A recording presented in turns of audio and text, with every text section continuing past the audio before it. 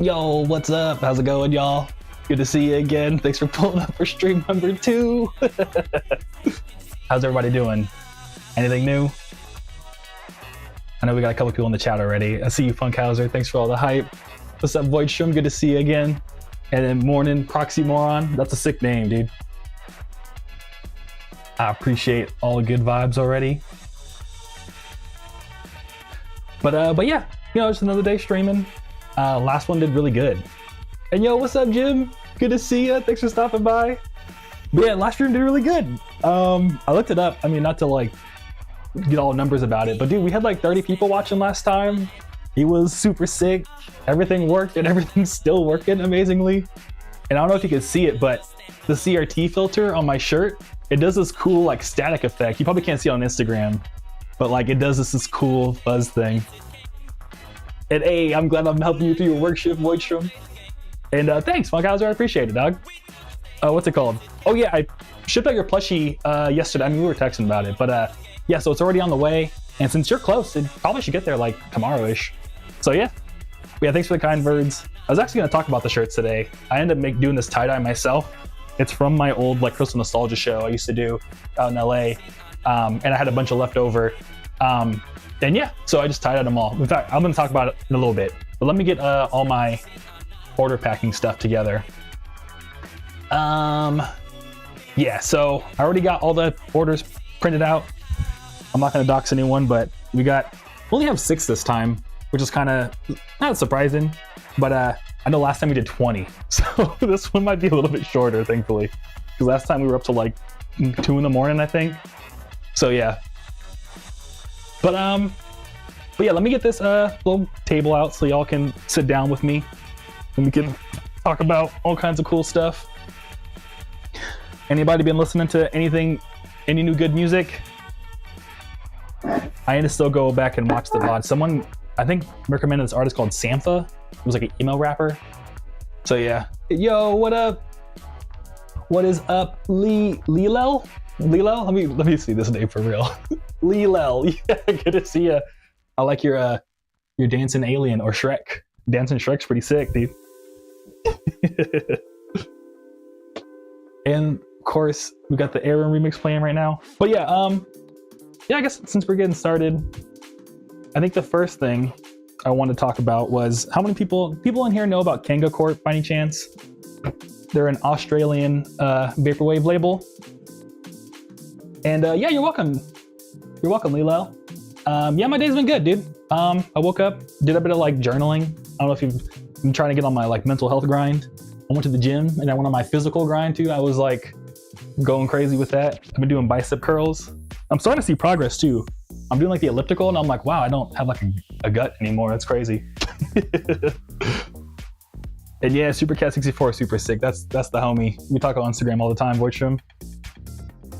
And Funkhauser, yeah, so Funkhauser knows about Kanga Corp. Yeah, they're super sick. So I think it's run by Nekun. So I know the real name, oh, I don't want to dox him, but we got the same real name, which is kind of funny. But oh, I forgot the other person. Let me look it up real quick. I mean, I'm not in a rush today. Kanga Corp is run by Kanga Corp Bandcamp. They are run by, I don't even know. It doesn't say on their Bandcamp. Well, but yeah, that's like you got a Kanga hat too, Funkhauser. But yeah, I know like they do an interesting situation because of even now it's like really good. Where it's an Australian vaporwave label, but in order to make shipping easier for both sides, they have one person in Australia and one person in the US. And depending on where you order, they ship it out separately. So they have like a super sick system in which like no matter where you order in the world, like the shipping isn't as expensive. So shout out to them. That's one free game. I don't know if you saw the title, but I'm giving out free game that they've given me. So if you're ever in the place to have a homie across the pond, tell them to help you out if you can. And then, but the real game I wanted to give is that, so way back in the day, funnily enough, before I moved to Arizona, I used to play at this venue called Endgame, and they actually just closed, sadly. But what's really cool about it is that we used to do all these like anime shows and stuff, and it was super sick. Or like anime vaporwave shows. I think Funkhauser went to a couple. They know what's up. But so we used to do a bunch of shows there, and Kinga Corp, one of the owners, pulled up with me, and we were just hanging out talking, and it was like super sick. It was like a barcade and stuff. I think they were playing games at some point, but we would both run our separate merch booths. And one of like the greatest things I ever heard was like from him was like, yo man, like because we're doing this whole Australian like ship merch all over the world to me and my business partner, we had to like buy like double the merch a lot of the times. And our kind of philosophy on that has been like, don't be afraid to buy merch because everything will sell eventually, which is kind of dangerous advice because it doesn't mean like go out there and just like, you know, spend all your money on like all kinds of different stuff, you know what I mean? But it is super sick because speaking of these shirts, funnily enough, what's super cool about them is I ended up buying like way too many, right? So I have like all these shirts now, and I was like, oh no, what am I gonna do with all these shirts? And we ended up selling through like the first batch really quick, but in the second batch, I was like, oh, I might have over-ordered. And the whole point of like everything will sell eventually is that either A, it'll all sell eventually, so like don't be super bummed if you like over-order or something like that, because it usually will sell. But also the other good part is like, even if it doesn't, like now I have like a whole closet full of these like sick tie-dye shirts because I was able to like, you know, like reduce, reuse, recycle kind of. And I even have like, you know, what I'm shipping out right now is a bunch of these Monster Tape Zero CDs. And I have so many that I've ordered, but like, they're all gonna go eventually, you know what I mean? So it's been like something I've been getting more comfortable with. So if you're also a creative and you're like thinking about like ordering merch or something, I'd say go for it, dude.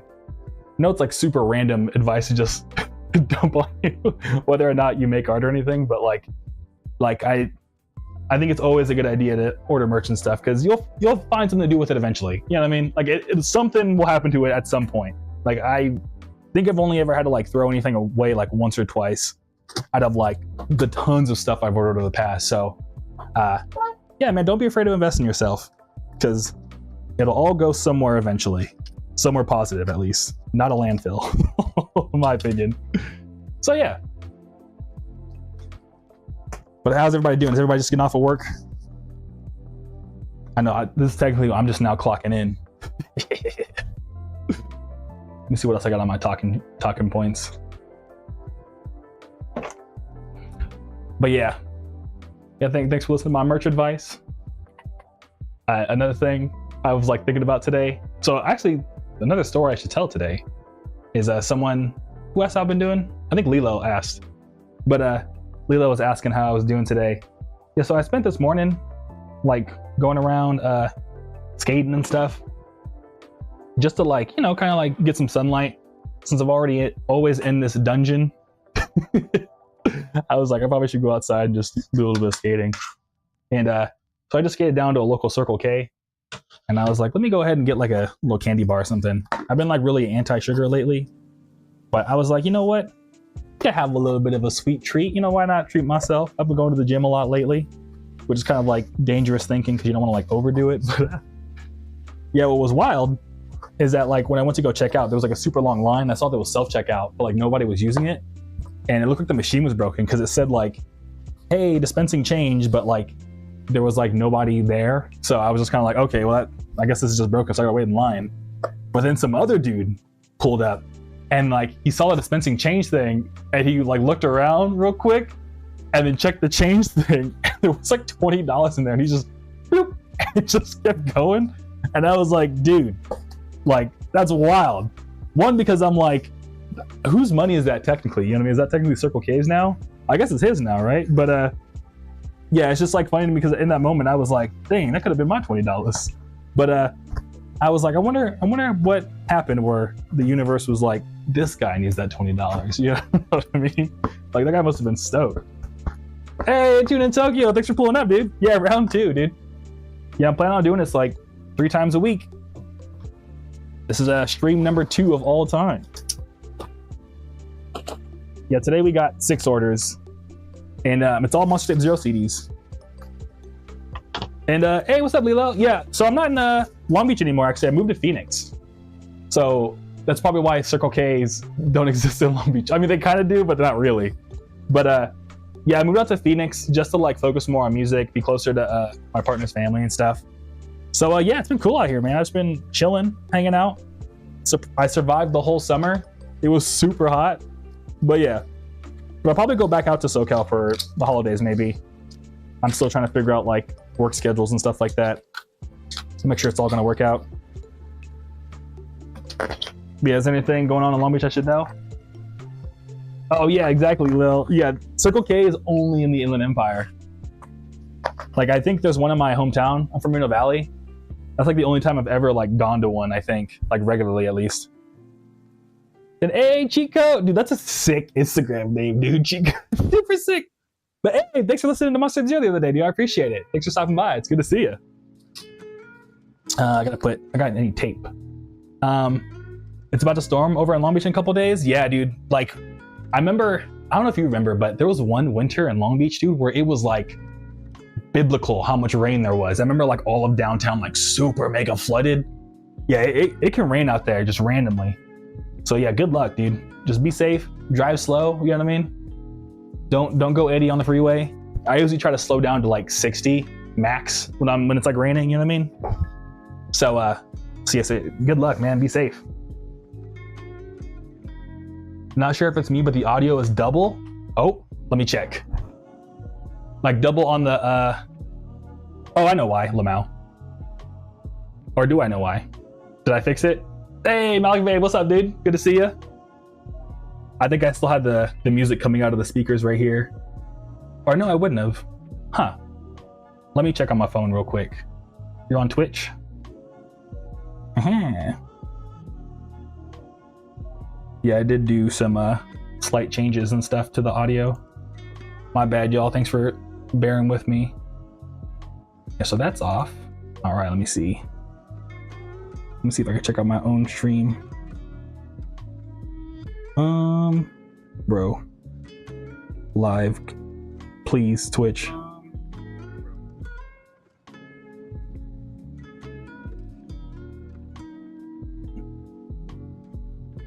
Oh, let me see. I'm listening.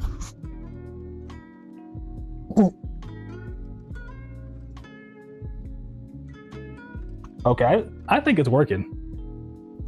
Tune in Tokyo, let me know if it's still doubling for you.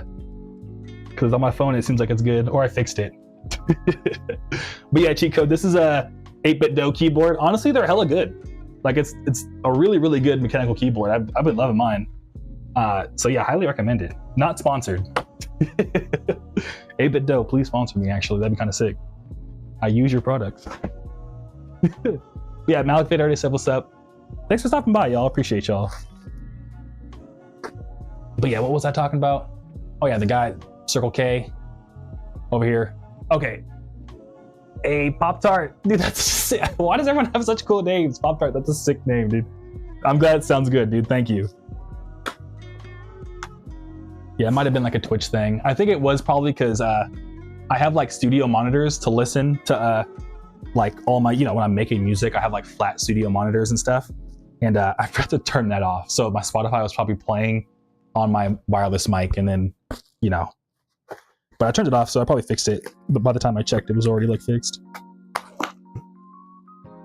But yeah, so I was talking about Circle K guy. So shout out to the Circle K guy who found $20 in the self-checkout machine. That's pretty sick. Another thing I've been thinking about a lot lately, or like, I kind of watch a lot of podcasts while is that the Pop-Tart? Hey, what's up, dude? One Gauser. Yeah, it might be the Pop-Tart. We don't know. You gotta let us know, Pop-Tart. But what was I saying? Oh yeah, so I listen to all the like podcasts and like artist interviews. I think I mentioned once, or maybe last time, that I'm at the point in my like music learning that like I don't even learn from like tutorials anymore. It's mostly like listening to other artists talk about how they make their music and stuff, and like their view on how they make their music and just their views on music in general. It's kind of how I learn about like new music techniques. So I saw Travis McCoy from Gym Class Heroes was like making like low-key a comeback run, and I was like, how is Travis McCoy doing? So I watched like a whole like 3-hour podcast of him talking with some guy. I think the podcast was called Go With Elmo. How loud is that? Okay, that's not too bad. And yeah, it was pretty sick.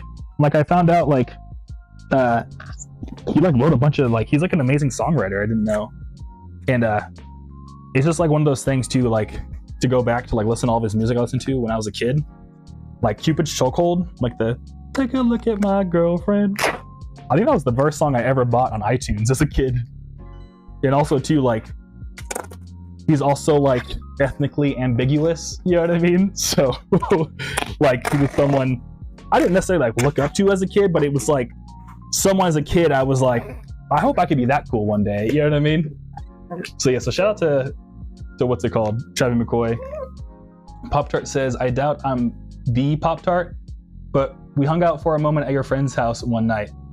Oh, I have to look up your Instagram photo. Let me see if I can pull it up real quick. I'm sure I remember. I can remember faces, and I'm good at remembering usernames too. Where's my phone? Oh, there it is. Somehow. Howdy doody. Hey James, dude, no way. It's good to see you, dude. It's good. Thanks for pulling up, man. Yeah, James is. I mean, I don't want to dox. I mean, their name came up on YouTube, but I don't want to dox everything we talk about. But yeah, me and James have been talking over email for a cool minute. Shout out James. Yeah, we're all homies, dude. I had the Macintosh Plus hoodie on. Oh, dude. I mean, we're all Vaporwave homies. So I say that because I'm sure I used to own a Macintosh Plus hoodie, you know what I mean? So what's your Instagram name? PopTart0661. Oh, you're privated. Here, I'll follow you back at least. But I know you. Okay, so you know Newport. That's the homie. I'm sure we're homies, dude. I have to like see your face on my bed. And yo, Vinny, Mooch, dude. Hello, Mr. Kaiju. I don't care if you remember. Or oh my god, I don't know if you remember me. But I sent you that one email a while ago, and you love your music. Go, dude. Yes, I do remember. I do remember. I'm sure I could look. I remember. I promise I remember. And dude, thank you so much for the email. I'm glad my music is the GOAT. I appreciate it, dude. And follow me back and I will get up with you. Sick. All right, I followed you back already, Pop Tart. But yeah, Vinny, I remember. The reason why I hesitate is just because I'm trying to remember your Gmail icon. Because funnily enough, on Gmail they actually have like user profiles, so you can like I can see everyone's like Gmail icon.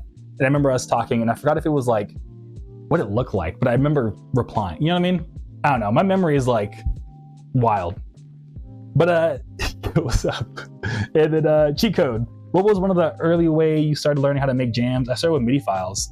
Oh, I think I did too. Like I remember the first beat I ever made. I think I got like it was called like Linux Multimedia Studio. So it was like an FL like freeware clone.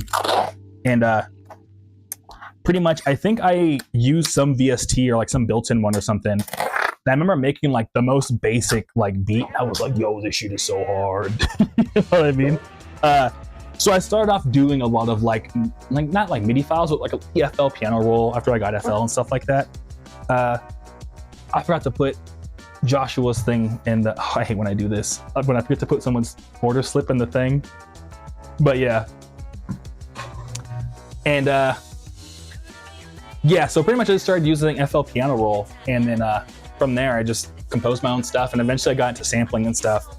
I remember learning how to sample was like the hardest thing for me. And the first thing I tried to sample was Lonely Days by System of a Down. Funny enough, because I just like the intro guitar riff, and I just couldn't figure out how to get it on beat. But then eventually I learned how to sample, and you know, here we are, like, what is it, 16 years later or something? Something wild like that. But yeah, thanks for asking, Chico. I appreciate it. And Zaku is trying to decide what platform to watch this on. Yeah, man, whichever one works best for you. I followed back Pop-Tart. Hey, Zaku's on Twitch. Okay, they already made the decision. Sick. Thanks for pulling up. And Vinny, you get the default Gmail, Lamau. I feel you on that. Yeah, you might have. I mean, you know. I mean, you might have. You know more than I do. I don't know. I'll go find that old email because I remember sending it. Because I'm pretty sure, like, I get a lot of people with the same name. Like, even sometimes it'll be like, you wouldn't expect people to have the same name, like really rare names. But I remember emailing Vinny, like, recently, you know what I mean? So yeah, man, I appreciate you stopping by. And James says, I haven't changed my Gmail since I created my account when I was 12. I just took a random Paper Mario picture and like Microsoft painted sunglasses on him. Yeah, dude, every time I see that, I'm like, yo, listen, because I can see it. I was like, that's sick. I didn't know you meant that when you were 12. I thought you, honestly, this whole time, I thought you were just a huge Mario fan. I guess you might still be, but yeah. Because like, yeah, I know some people's icons, I never considered people like don't update it. I update mine like all the time. I wonder, I guess I'm the weird one that's like, oh shit, my Gmail icon needs to be like up to date. You know what I mean?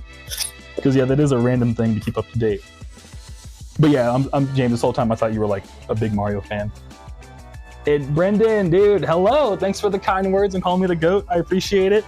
Thanks for stopping by, dude. Let me get this tape going. And someone let me know if this tape is too loud. I like was working on getting the audio to sound a little bit more like crisp. I feel like last time it sounded like super like tinny. And I don't know, maybe it's just because I'm a musician, so to me like the audio has to be perfect. You know what I mean? So I'm trying to like do the right mix of don't make the tape too loud and all this while still making my voice sound good. All right, so we got Joshua. So Joshua, if you're here, dude, thanks for getting Monster Tape 0. I appreciate it. And some stickers too. All right. So we talking about Chadwick McCoy. Does anyone like Danny Brown? We were talking about rap last time, and I was thinking about it. Danny Brown dropped a new album, and it's super good. Well, here's so I've liked Danny Brown since like high school. Like I remember like being in history class, like talking to my friend who was also like big into reading hip hop blogs back then, and being like, dude, I found Danny Brown. This guy's so sick.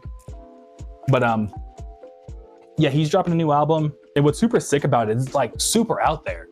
Like the instrumentals on it, it's like very like Daria Core inspired almost, but like not Daria Core, but like it's just very like Jane Remover, all that. You know what I mean? And see, Vinny knows what's up. The new Danny Brown is heat, dude. I like Copycat, I think it's called, and Starburst. It's the one where he's like the music video is like him just working out. Oh, dude. You know, hopefully it's not spoilers, but when he's like, my favorite bar from the album is "You woke me up inside like I listened to Evanescence." I was like, damn, that's such a deep cut. Like, it's not like Evanescence is popular, but I just never thought I'd hear Evanescence like name checked in a rap song. You know what I mean? So yeah. And Flowers is probably your favorite song. Let me see. I think I know I listened to the whole album. There was like one other song other than like the two singles that I really liked. Let me see if I can find it real quick. Danny Brown, Stardust. Flowers. Oh yeah, Flowers. Yeah, with A485. That song's sick. Sick, Vinny. I'm glad you also like it, Vinny. Hey, you know what's up, man? Yeah. And James, I'm more Team Sonic nowadays. I was a heavy Mario phase when I made my icon. I was so obsessed with trying to unlock Waluigi in Mario 64 DS. I actually believed it. Yeah, I feel like we've all had that like thing that we were a kid that like we believed. Like a big one. So I'm also, yeah, as I've gotten older, I've gotten more like Sonic brain. So I'm with you on that too. But Mario 64 was like, or for the DS was a whole thing. My like, I can't believe I believed that as a kid was like the de facto like Photoshop lying thing where someone like photoshopped a GameCube into like a Game Boy SP design, and it was like Nintendo's secret new console, and I was like, yo mom, like I gotta get this when it comes out. But it was just a really bad Photoshop, and she was like, okay. I mean, of course it never came out, but I think if you look up like Nintendo GameCube SP leak, like it is like the de facto, like, bro, you can't believe everything you read on the internet. But I was like 8. You know what I mean? So yeah. Yo, Punk Toast, evening, dude. Yeah, I'm having a great evening. I hope you are too. Thanks for stopping by. I appreciate you. And Dreamcast for the win. Yeah, I love Dreamcast, dude. I have mine over there in my living room, chilling. I play it from time to time. I got a GDMU in it too, so I'll be playing everything on it, low key. But a lot of like Sonic Adventure 2. Every once in a while, I'll pop into the Chow Garden, which I don't know. This is a hot take, but I don't feel like the Chow Garden song aged well. As I've gotten older, I'm like, this song is really goofy. And Ginger Daniel, I hope I read that right. Fire, hey, what's up, mate? Thanks for the fire emojis. All right, so now we're doing Davis's order. I got 2 stickers and a Monster Tape 0, dude. Shout out to Davis. Make sure the CD's all good. Yeah, I said in the last update, but I gotta check all the CDs. Since I got all my merch back from the friend that was helping me, these CDs have like traveled up and down the US 2 times now. So some of them got a little roughed up, but thankfully most of them been okay.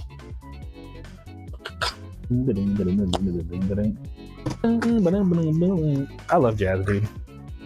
I think my end goal as a musician is to just become like a jazz pianist.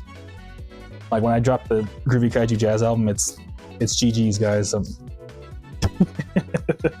my opinion.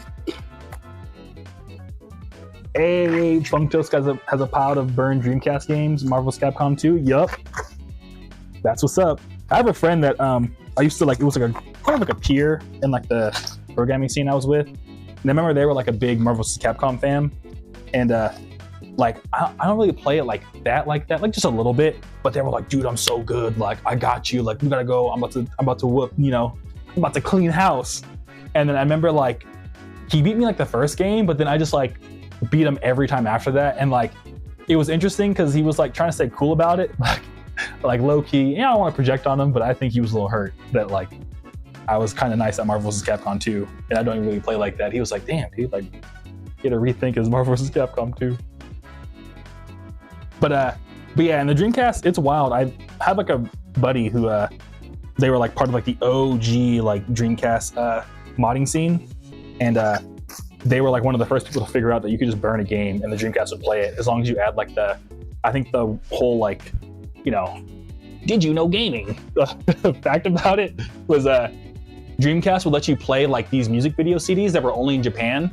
And as long as you like put the whole like code at the beginning of the CD that said like, hey, this is a music video CD, it wouldn't check for any piracy stuff because like there was no piracy protection for those music video CDs. So people would just put the music video CD like thing at the front of the disc, and the disc would be like, okay, no piracy check, but then it would just start reading the video game that was on it. And then because you skipped the piracy check, and Dreamcast was like, oh, this is actually a game, it wouldn't undo everything it just did and, you know, recheck the game for piracy. It would just play it.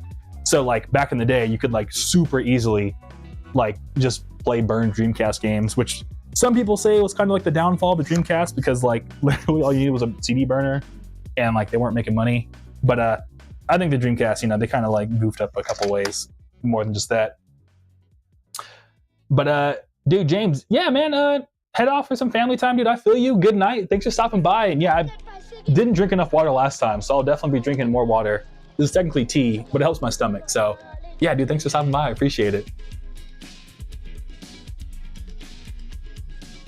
Oh, dude, Punk Toast had like a local Street Fighter Third Strike Pro. That's wild. Yeah, I bet, dude. Just go for it. Everyone get their shot while he just goes to town on everybody. And yeah, the boot disc thing. Yeah, Punk Toast knows what's up.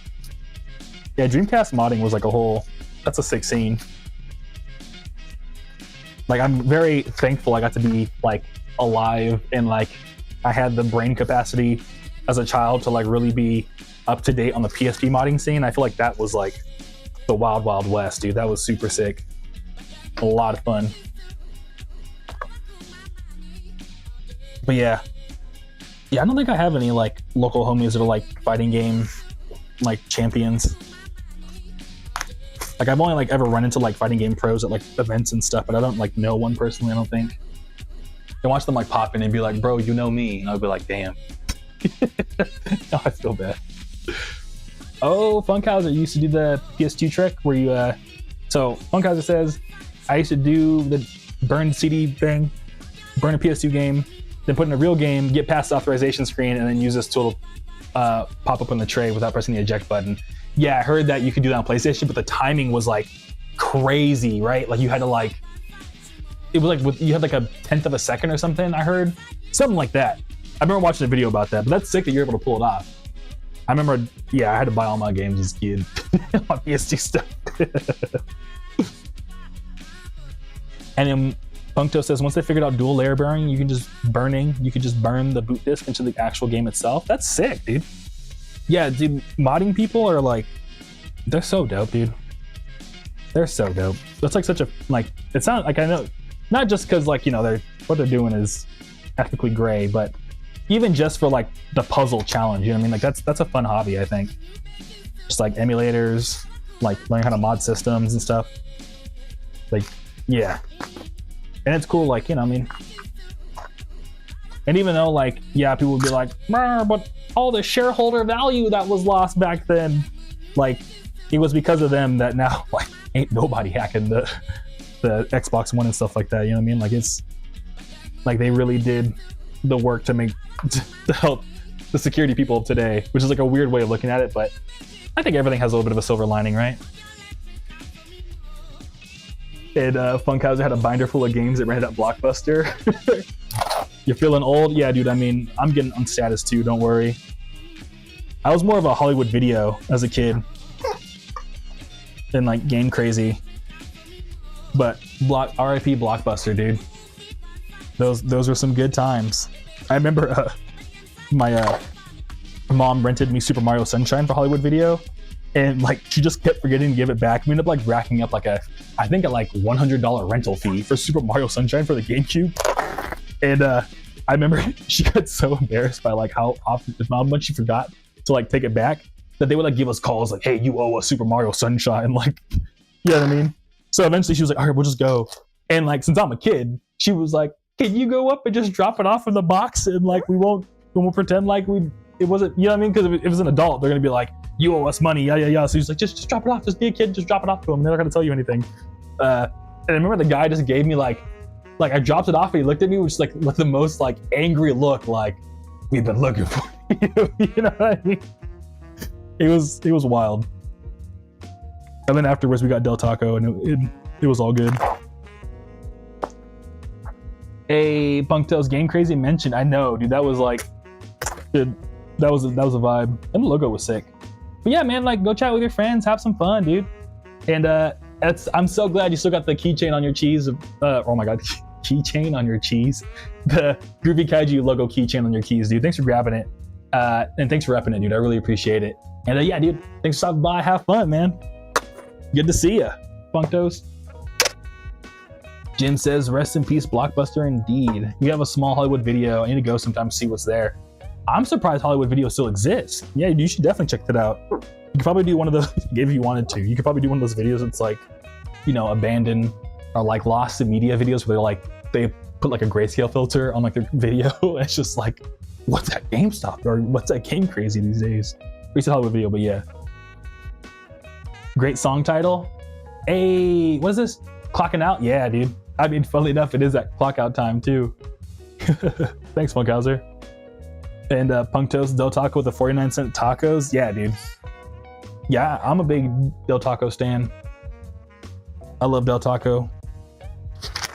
Hella good prices. You ate those tacos at Las Vegas in high school? That's what's up, man. Yeah, I ate them. I still eat them, dude. I eat Del Taco all the time. It's like my go-to fast food place. I'm giving all these companies too much free promotion. What's crazy is Jack in the Box bought Del Taco. I feel like it kind of has gone down a little bit. Like I noticed the like less staff after Jack in the Box bought them. But I mean, I think they kept the recipes because it still tastes about the same. So yeah. And the cheese one? The cheese one? Oh, I see what you're saying. Yeah. Cheese one for a song title. I get it. That'd be sick. All right, I think I forgot to write thank you on these packages so far. I don't got a marker. Ugh. What else are we talking about? We talked about Danny Brown, Shabby McCoy.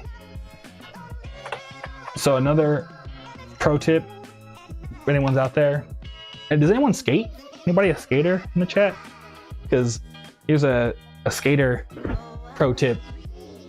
I know my dad used to hate this, but I'm really big on like using a shoelace as a belt.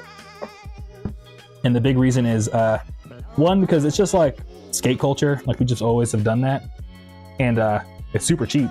And I feel like a normal belt's just like too big. Like, you know, if you eat too much food and you like lean over, then like the belt digs into you. Like a shoelace doesn't do that. It does. Shoelace belt does have its downsides because it's literally just a string holding up your pants. But the big clutch thing no one talks about, in my opinion, dude, any metal detector, every time I go on a metal detector, I swear they're like, don't take off your belt. You're dumb if you take off your belt. And then you don't take off your belt and the thing goes off. They're like, what do you have on you? And I'm like, I don't know, man, maybe a belt. You know what I mean? And then you take it off and they're like, oh, haha. And I'm like, well, dude, you were like making me look dumb for not taking off my belt. And then I didn't take it off. And then now look where we are. You know what I mean? So when I used to travel a lot for like work and stuff, not even music work, which is like my day job before doing more music stuff, I used to just like rip my shoelace belt, and it always came in clutch because I was never the guy that was like trying to take off their belt to redo the whole scan thing. So yeah, shout out to the shoelace belts. If you haven't tried it, would recommend. But your old school parents might be like, you can't afford a belt? You know what I mean? But it's like, you don't get it. But yeah. All right, thank you to Davis for grabbing a Monster Tape Zero CD and 2 stickers, dude. All right, ba-boom. Living for the disco.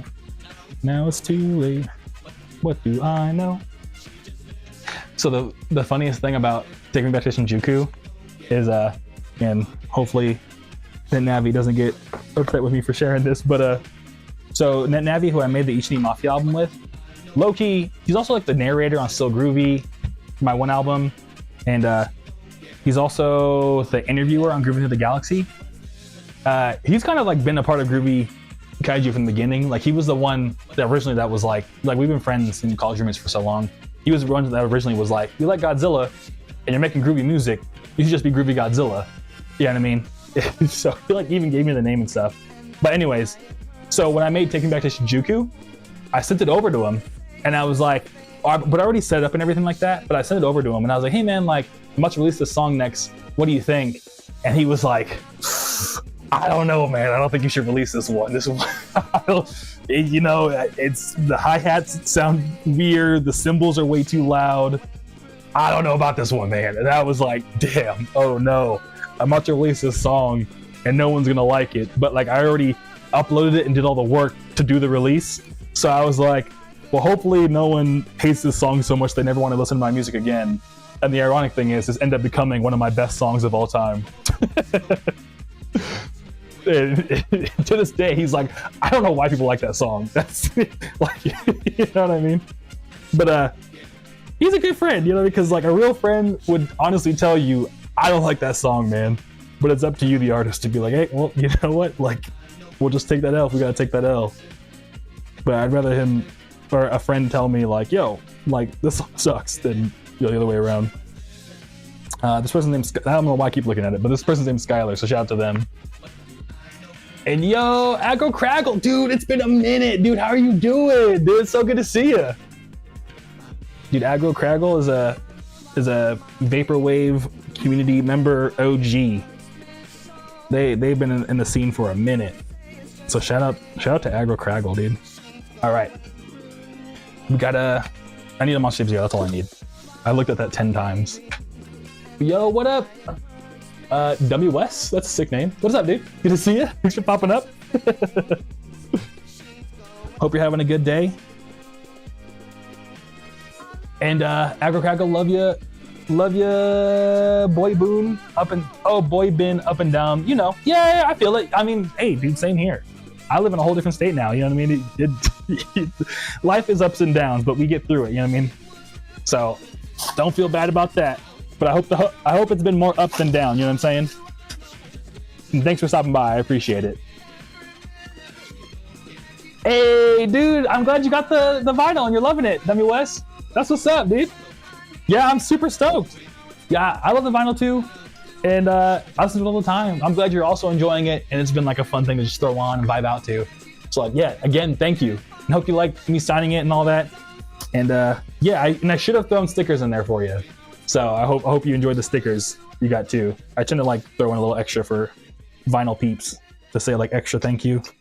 Because vinyls are wild. I think I'll just swap out the thing for this. But what's going on today? Packing and chatting? Yeah, dude. For the most part, what I started doing is like this is my second stream ever. But what happened is the TLDR of it is I had a friend helping me ship orders, but then they had a baby, and they're like, I can't help you anymore. So now I have to ship all my own orders again. And not that I'm like upset about it, but like it's a lot of work. So I was like, you know, let me just stream it. That way, rather than just being like in here listening to podcasts, I can like hang out with you and everyone else in the chat and just have a good time. So you know what I mean? So yeah, thanks for pulling up. And Skyer, yo, what up? Thanks for pulling up to round 2, dude. Thanks for pulling up to the second stream. I appreciate it. Good to see you. Hope you been cool since Sunday. I hope your Monday and today has been great. Anything new with you, Skyer? And hey, okay, Dummy West, you got the stickers on your laptop. All right, that's what's up. Yeah, I love having like a stacked laptop of stickers. Like back when I was like doing software engineering a lot, I like every work computer, I was like just like slamming them with stickers. I'm a big sticker guy, especially because like through skateboarding and stuff. And one of my like really close friends, they got me super into stickers. Their name was Corey. They were just every board. It was just like stickers the whole way down. So like I kind of do that like sticker stuff up just like to remember them, you know what I mean? You gotta remember your homies. They're still alive, but you know, just to remind you of people that you enjoy, you know what I mean, in everyday life. And Sky, you're building a Sega Genesis archive? That's what's up, dude. Can you give some more, if you don't mind, do you mind sharing some more details on that? Like you building like a collection, like just like a ROM collection, or like, yeah, you've been like a wiki page or something? Like what's going on? Dude, that sounds sick. And it is big work, but if things are moving, board armor? Oh, I see what you're saying. Yeah, like stickers can be board armor for sure. Like it is funny because, you know, doing board slides and stuff, you have a bunch of stickers. Like sometimes it'll like make it more slick, or it can slow you down because of all like the sticky residue. And sending stickers to protect boards, yeah. That's probably what I'm doing, like subconsciously, is just getting everybody some board armor protection for everyone else who skates. Good point, Agro Cackle. And I make my own shirt designs. Oh, sick, Dummy West. You make your own shirt designs for a Christian band. I'm starting soon. I do it all on my laptop with the stickers. Oh, that's what's up, dude. That's super sick. Yeah, I've been getting super into like graphic design too, Dummy West. Like, I don't know about you, since you're also doing like a band, do you think you have just as much fun doing like the designs of the products and the merch and the shirts and stuff as you do like making the music sometimes? Because like sometimes I'll admit I'm like, oh, I gotta like, you know, design this CD thing. I just wish the album cover could just magically be on the CD and just call it a day. But sometimes it's really fun. Like I like adding like I didn't do it on Monster Shape Zero, but on my newer CDs, I put the little Groovy Kaiju logo at the top, kind of like a video game. You know, like PlayStation has the PlayStation logo at the top on the spine. So I don't know, I get fun stuff here and there. And Agro Crackle used to skate, but it's been a minute. Hey man, you know what? It's all good. You know what I mean? I feel like as long as you, at some point we're all gonna not be able to skate. You know, just that's how time works. So I wouldn't be too bummed on not being able to skate anymore. I think I'm getting close to that point too. But that's sick. You used to skate. You know what I mean? So you know what we're talking about. You know, you get the vibes. All right, we got this. This is going to Skylar. I'm still packing Skylar. Zaku. I like having a stripped on clear grip so I can put a sticker on top of my deck. Yep. Yeah, clear grip's kind of underrated, Zaku. You know what's up. Yeah, I forgot the last. I don't even think I remember last time I had a clear grip. But I know Zaku and I are both big fingerboarders, and I know Zaku gave me a super sick fingerboard with like clear fingerboard grip tape with my own stickers on it. I still got it. And Skyer, so your Sega Genesis archive is games, manuals, box art, technical docs, 3D printable parts, ROM hacking, game creation tools, etc., etc. That's super sick. That is so sick, dude. Yeah, as I'm getting older, like game preservation and stuff like that is like, it's so important. Like, it actually is important. I feel like, hopefully, in a weird way, not to like bring it back to me, but I hope my music does that in a weird way. Like, I feel like I'm in some ways like a game preservationist, just by like, sometimes the music I make is just like the feelings that certain games have given me. Because, you know, like as people get older, like a kid who grew up with Fortnite isn't gonna understand what it was like to play Halo 3 on opening day, you know what I mean? So hopefully my music captures that in little funny ways. And what you're doing is like the actual, like, these are the facts and like how it works. So that's super sick.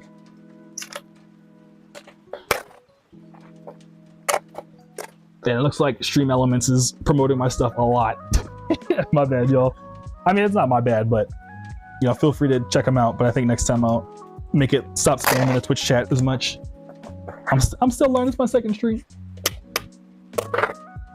And Agro Craggle says, I took a board on a carry-on international flight way back when.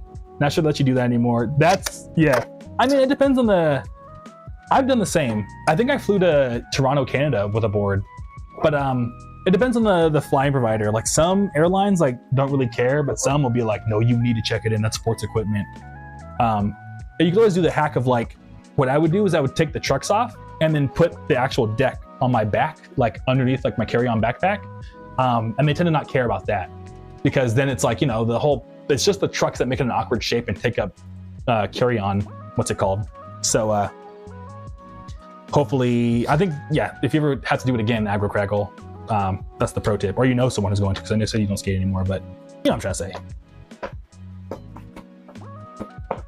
And Zaku says, as soon as my nose isn't broken anymore, I'm going to do a kickflip. Yeah, dude, when you posted that thing of your nose being broken, I was like, are you good? Yeah, we got to talk about that sometime. That looked crazy. That looked wild. And Zaku, I want to bring my board to Korea so bad. I had it so... yeah, it's funny you mentioned that because I have another story. One of my homies, when I lived in the Bay Area, you live in the Bay Area, like everyone low key is related to like the tech industry in some weird way. And this dude, I met him at the skate park. I guess his mom was like the vice president of like Seagate or something like that, like the hard drive company. And because of that, at some point, she was like, hey, look, you're an adult now. I'm moving to Korea to do some like international business deal thing. Either you need to like move out or go with me to Korea. And she kind of did it more as like a, please move out. And he like just sat there and was like, well, guess I gotta tell my girlfriend of 9 years I'm moving to Korea. You know what I mean? He was like, I'm not moving out. So he had to end up living in Korea for a cool minute. And he like hella skated. That's how I met him at a skate park. And he said that like I'm sure you could bring your board, but he said that it was like a, you know, Korea's like very strict on their rules out there. So like, I don't know how much skating people would get in, to be honest. But I don't live in Korea. What do I know? But that's something I think it'd at least be worth looking into, or at least looking into so you don't feel as bad about it. You know what I mean? Because I don't know if you'd even be able to skate, like at least street skate. But Skyer, been doing this for other systems as well. Just finished the Virtual Boy set the other day. That's super sick, dude. Yeah, I've always like when VR first started coming out, like the Meta Quest and stuff like that, my first thing I wanted to do was like play Virtual Boy emulation. And Virtual Boy was super sick, so that's dope. Especially as we're doing more, VR is getting modernized. I think things like the Virtual Boy are gonna become more and more like, hey, let me see what that was like, you know what I mean? They're like our first attempts at it. So you're doing important work, dude, that's super sick. Important work for the internet, you know what I mean? Retro gamers like me appreciate you. And I know, Agro Cagro, I know, girlfriend for 9 years didn't live with, she was dedicated, but yeah, she really was. Yeah, it was like, they were like childhood sweethearts, I think they explained. And it was also, it wasn't like, you know, he was like 30. I think he like just turned 20. So like, it wasn't, they weren't at the age yet to be like, oh, like, you know, we both have our own jobs, let's move in.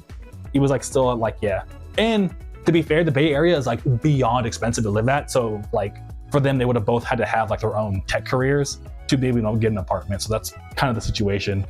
But I think they were still together. Like I think they just did long distance while he was in Korea for like 2 years or something like that. It was wild. And Zaku says, I'm gonna just buy a board in Japan and have our homie hold it, and so I can just skate when I visit. That would be sick, yeah. I bet they would do that for you too. Yeah, that's a hella good idea.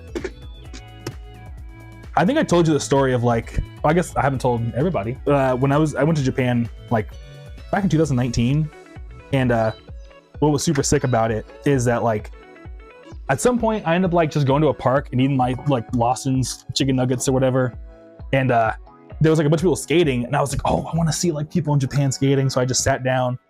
It was before like Yuto and all like the really famous Japanese skaters. So I just sat down, eating my chicken, drinking my peach water, and I was watching them skate. And then one of them just like pulls up next to me and just like picks his board at me, and he's like, you know, he couldn't speak English, but he was just like, he could sense, he saw in my eyes like, you could skate, can't you? And I was like, oh. So I got up and I just busted like a fat kickflip, and they were like, yeah. So then we tried to talk to each other, but like I didn't speak Japanese and they didn't speak English. But I was like, oh, like what do you call that? And he was like, because I wanted him to see like if the kickflip was a different word in Japanese, and it was like, I don't even remember what he said. It just was not kickflip, and I was like, yo. And then I remember one of them knew enough English to be like, oh, like where are you from? And I was like, Los Angeles, and they were like, oh, Los Angeles, what? And yeah, it was my favorite memory. One of my favorite memories skating is just talking to some Japanese skaters through skateboarding. So shouts out Japanese skaters. So Agrocraggle says playing early 3D games in VR is sick, like Wolfenstein. Yeah, dude. I hadn't considered that. I had to think about what you just said. Yeah, I bet playing Doom and Wolfenstein and stuff, all those like, I don't know what the right word for the 3D is, but like that old school 3D, I bet it looks sick in VR. Especially if you can like do like little VR tricks to make it look more wild. I bet that looks so dope. I'll have to try that. I don't think I have my Quest anymore, but I'll have to check that out. I have a buddy that's like all into VR. The name's Newport, so maybe I can pull up on him and be like, yo, let me try Wolfenstein on your VR setup.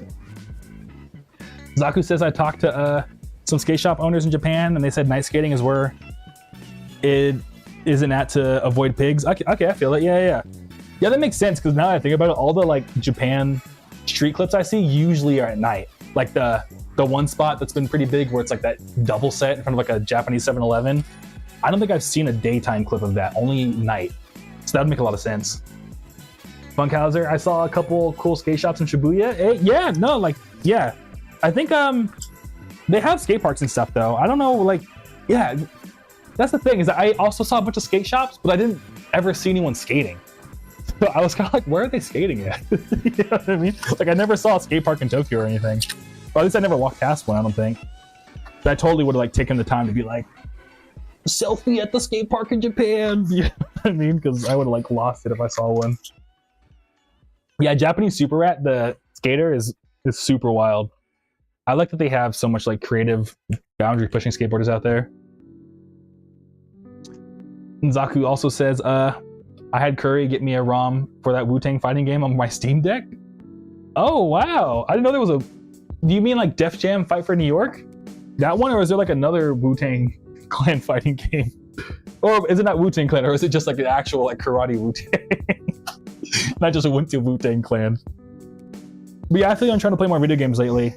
I was trying to do the same, but low-key, I need to talk to some homies, because I think I'm kind of... I don't know, as much as I know we've been talking about video games a lot already, but I think I kind of need to take a break or something. I don't know, I just lately haven't been as into it. I've been trying to touch grass. I think that's my next arc, is touch grass era for a little bit. Or touch dirt, because I live in Arizona, but... So, Agrocraggle says, those old games are out there. If you look, I streamed VR a few times in 2017, 2018, never really streamed again, but I got my own emotes as well. Hey! Or my own emote still. That's what's up, dude. Oh, that's a cool emote, too.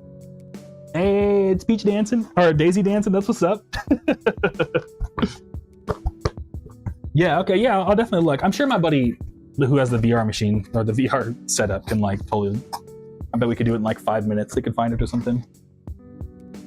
Funkhauser says, Steam Deck, Emu Deck is where it's at. Been playing a bunch of N64 stuff still. Yeah, I remember we were talking about that last time. What's your Funkhauser? What's your favorite game to emulate on N64? The game I think I went back to emulate the most was Conker's Bad Fur Day, like I was mentioning last time too. But yeah, what you playing, dude?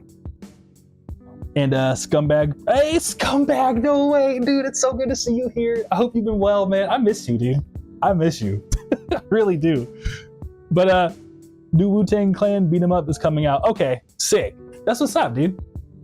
Yeah, I need to check that out. I'd be super down to play a Wu-Tang Clan beat 'em up game. I'll just go into someone named Acton. That's cool. I feel like I have a. That's an interesting name. That's sick. And oh, you're playing Pilot Wings? Nice. Funkhauser was playing Pilot Wings. That's sick. I remember the only Pilot Wings I think I ever played was the one for the 3DS. Never played the OG Pilot Wings. I need to go back and check it out. I bet it would be like a vibe for visuals too. I'm sure someone in Vaporwave has done Pilot Wing visuals because that just works too well. And AgroCraggle says, if you have N64 ROMs, here's a wild suggestion. If I can't remember the whole name. Well, if you remember it, let me know. That or maybe I missed the joke, and if I did, I'm sorry. Oh, okay, no, okay, it did have a real name. 64 Daihaken Tamagotchi Mini, the Tamagotchi World. Dude, that's a sick name. I'm a big Tamagotchi fan. I know it's super random, but I am. I even like went to a Tamagotchi event. In my like Monster Kingdom fan club, I like do these like monthly postcards for like certain tiers and stuff. And the next postcard I just ordered was me like with the giant Mamichi, like the main Tamagotchi guy. Like someone got in a costume and they were just like dancing in it. And it's just like me and the guy, like a photo of me and the guy just dancing on the postcard. Zaku says, Dave Mirra's BMX Jam with the Slim Jim fool. Hey, I remember that. Yeah. That was such a random like crossover, if you think about it. Like, it's funny because like if you think about it, that was back when like they were trying to figure out which extreme sport is gonna be the main extreme sport, you feel me? Like MTV would show BMX and skating, and they were kind of like, you know, putting their eggs in both of those baskets to see which one was like really gonna stick. And I think skateboarding kind of was the one that did. But like, if you think about it, like Tony Hawk Pro Skater had Spider-Man, and like I think they had like Star Wars one time, and like BMX had like the Slim Jim guy, which is like kind of emblematic of like how, you know, the two like extreme sports were going, I think. Oh, you're playing Wave Race 2, Funkhauser? That's what's up. Wave Race is sick. And yo, Chasm 1K, what's up, dude? Thanks for stopping by. Good to see you. My bad, I'm catching up on the chat messages. All right. Bum, bum, bum, bum, bum, bum.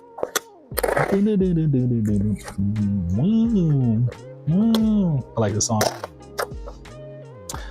All right, so AgroCraggle says it's a Japanese Tamagotchi N64 game. It's like a board game like Mario Party, but instead of mini games, you go into like daycare. And it's a rotating 3D camera of all 4 Tamagotchi. You have to like feed them and clean up their poop. That's crazy. That's wild. Yeah, all these go onto like YouTube as VODs.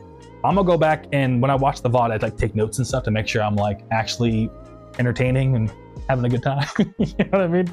So I'm gonna look up the game and look up some footage. That sounds super sick, because I like Tamagotchi, so I'll have to go back and check it out.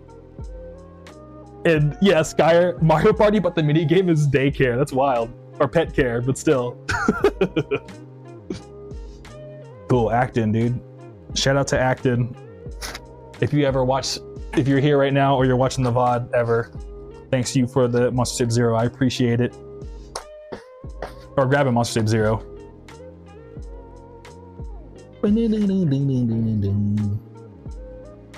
All right. And that's a what emote is that? Oh, it's the Tamagotchi Hospital. That's sick. That's cool. You have as an emo, Aggro. All right, cool. So what else is on my list today? Talked about shoelace belts, Tamagotchi, ambulance. Yeah, that's sick. Yeah. So I've been meditating, or I tried to meditate. Did anyone here meditate? I was trying to do that for a little bit, but it wasn't. I don't know. I used to do a lot in high school. But like, I don't know, this is wild. Maybe this is getting a little woo-woo, but whenever I'd meditate, I would just like consciously dream, if that makes sense. Like, I know most people will just like do nothing, but I find it really hard to just do absolutely nothing. So I would still do nothing, but just whenever I would like just, you know, close my eyes and stare into the void of my eyelids, I would end up just start dreaming, but I'd still be awake. So like, I would have all like these dreams that I think kind of like are just like what I've been going through, like life-wise, just like everyday life stuff. But then like sometimes it's helpful, but then sometimes they would just tell me stuff I already know. You know what I mean? So like, I don't know. I've been trying to get into it, but I think I'm gonna stick with journaling. I think that's a lot more fun. Because that way, I don't know. Because then I can like think about what I wrote down and like, maybe this is a sketch, but like feed it into AI and be like, AI, analyze me. Chasm 1K, this is a crazy camera setup. I like it. Yeah, thanks, man. I appreciate it. Yeah, I set the camera up there because I'm trying to make sure like privacy stuff, like you can't read anything because like I'm packing orders. Yeah, if anyone can, let me know, but please don't try, if that makes sense. But I purposely like spend an hour like making sure, and that's why the CRT filter's there kind of, because then the scan lines make it like, you know, when you zoom in, anything, the black text, like, so I was like, yeah, I'm using my brain. I felt like the CSI videos where they're like, enhance, like trying to like do that, but yeah. But Zaku, I'm glad you filmed what I'm saying about meditating. And yeah, because I know we both on our mental health grind. That's what's up. And what's it called? Aggro Craggle. It's like being a is it Aggro Craggle? Yeah. It's like being a passenger in a car as a kid and imagining shit. Yeah, exactly. That's how meditating is for me. I'm just kind of like just imagining stuff. But I don't know, I kind of think your brain will take you where it wants to go, you know what I mean? So yeah. And yo, Jaden, Groovy, what up, dude? Thanks for stopping by. It is Jaden, right? Yeah, Jaden. That's my baby brother's name. I'm not saying you're my baby brother, but yeah, I'm just but and he's not even a baby. He's like 15 now, but that's sick, dude. Thanks for stopping by. I appreciate you, dude. And Funkhauser, yeah, I know, right? Enhance. Trying to use all like the AI and stuff to like figure it out to make sure that like nobody's gonna do anything weird.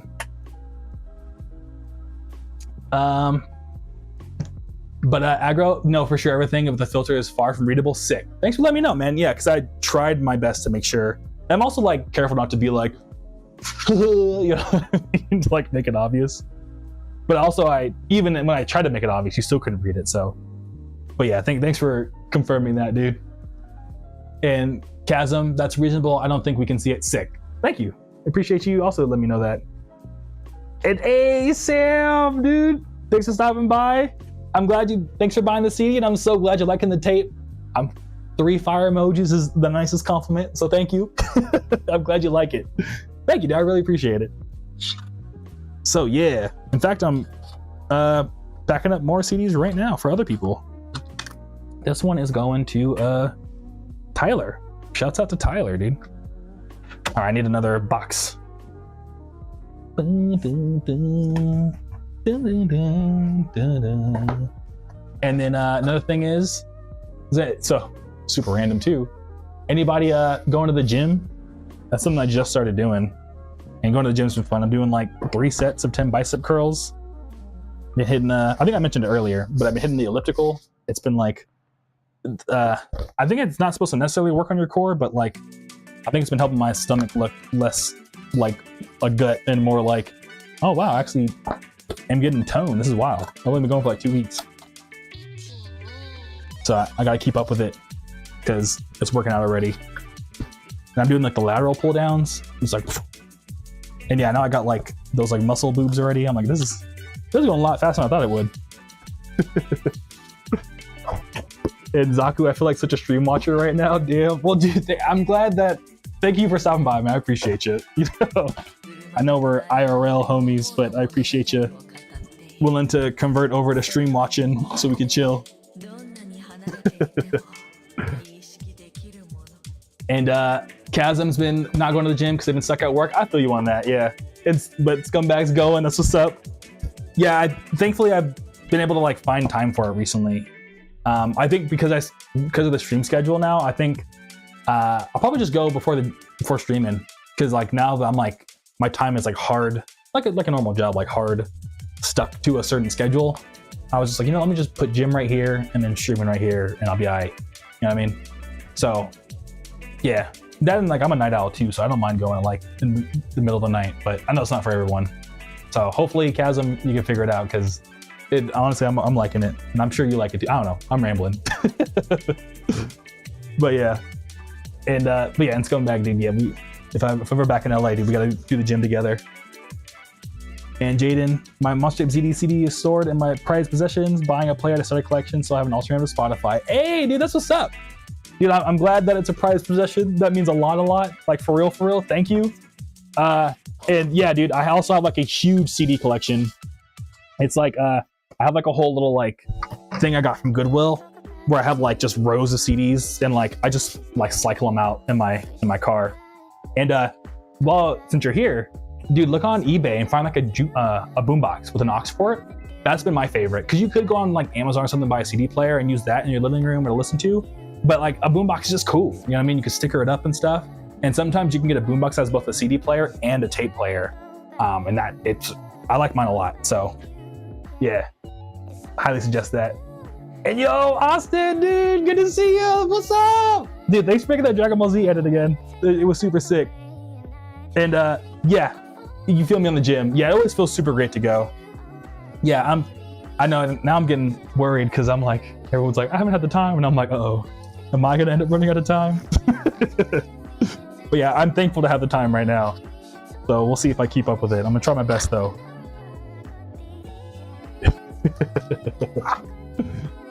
All right.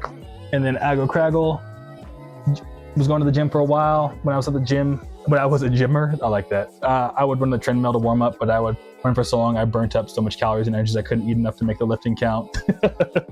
I feel you on that. I've been doing like, I guess, strength first and then running afterwards. Because yeah, to your point, like I feel like for like strength stuff, it just like hurts more than like exhausts you, in my opinion. And I'm not doing like a ton of different strength things. I'm just doing like one or two and then doing cardio after. But yeah, I think doing the lifting first and then cardio is probably the way to go, because like you drink half your pre-workout for the strength stuff and then drink the other half like run, and like when you're done running, you don't want to do anything else. You know what I mean? That's yeah. So I feel you on that. And then Jaden, bet sick, yeah, dude. In fact, let me see. I'll help you out real quick, Jaden. Let me look up the exact thing I bought on eBay for my jukebox, because like highly would recommend it. I got a, oh my god, this name. I got a Sony C, like C as in cat, F as in fruit, D as in dragon, dash, S as in swimming, and 70, so 70 boombox. So if you want to go back and watch the VOD and you want to look one up, I got mine off of some dude for like $60 on eBay, and I love it. It plays tapes and what's it called? The only downside to it though is the tape player. It can record, so don't ever re-record over your tapes. But also too, like it's goofy how it works. You have to press play and pause a bunch of times, and then it'll play. For some reason, it like, or maybe mine's broken, but you're old. But yeah, I highly recommend that, because the CD player works every time. It has an aux port, so you can plug it into like actual good speakers. So yeah. And then Agro says, Sony boombox just before they did the Explode designs. That was a great time. Yeah, I was looking at the Explode boomboxes too to grab one of those, because they do look super sick. And then was it Chasm says, I gotta buy an iPod off of eBay. Been wanting to for so long. Yeah, dude. iPods are super sick. I like that they're having a comeback. I know some people will use like even iPod shuffles as like a fashion piece, which is kind of cool. And they're just like really good MP3 players. Like I kind of have considered, like my car does have an aux port, and like I'm really big on like playing CDs in my car, but I'm kind of like, I just mentioned earlier that I have to rotate them out, and I know it's like we live in 2025. Why are you dealing with the old technology? But I think it's just I like the ritual of playing a CD. You know what I mean? Like some people like want to do the whole 20-step coffee thing because they want the ritual of coffee. I like the ritual of music, if that makes sense. So, but to your point, Chasm, I kind of want to just get an iPod, and like, so whenever I'm like not feeling any of my CDs before I rotate the next set out, just use the iPod. That way it's still like music I've purchased and, that's in my collection that I can like feel like, still would feel like a ritual to me rather than just like, you know what I'm trying to say. What else? Austin, hey, no problem making that edit. Really fun doing edits with your music. I'm glad, dude. I'm super stoked to hear that. Yeah, if you ever make any more, feel free to use any of my stuff, man. Like, for real. I do not mind. And it came out super thick. And Scumbag, miss your old boombox? Yeah, dude. Yeah, there's so many things, technology that I've owned that I miss. I kind of, for a little bit, I probably was selling way too much of my own stuff when I was a kid. There's so much stuff that I'm like, why did I sell that to GameStop or something? You know what I mean? Like, I had a Game Boy Micro, dude. Why did my kid brain go, let me sell this Game Boy Micro? I think they only gave me $20 for it too back in the day, which is like, if you know today's prices, that's like, they stole it from me. It was literally like taking candy from a baby. But what's it called? Oh, dude, Buff Kaiju unlocked from Aggro. Wait, is that Aggro? Or where are we at? Oh no, NetNavi. Hey, NetNavi, what's up, dude? I'm sorry, you and Aggro have the same color. Yeah, dude, I think I was telling you last time we've been going to the gym. So yeah, we're about to unlock. You know, next time you see me, I'll like probably pull up and be like, yo, what's up, NetNavi? You know what I'm saying? Want me to lift that? And Adriel Mendez, guys, please drink water. It's better to have a stone in your way than in your kidney. Have a good tree. Remember, corruption is not bad. Corruption is only bad if I'm involved.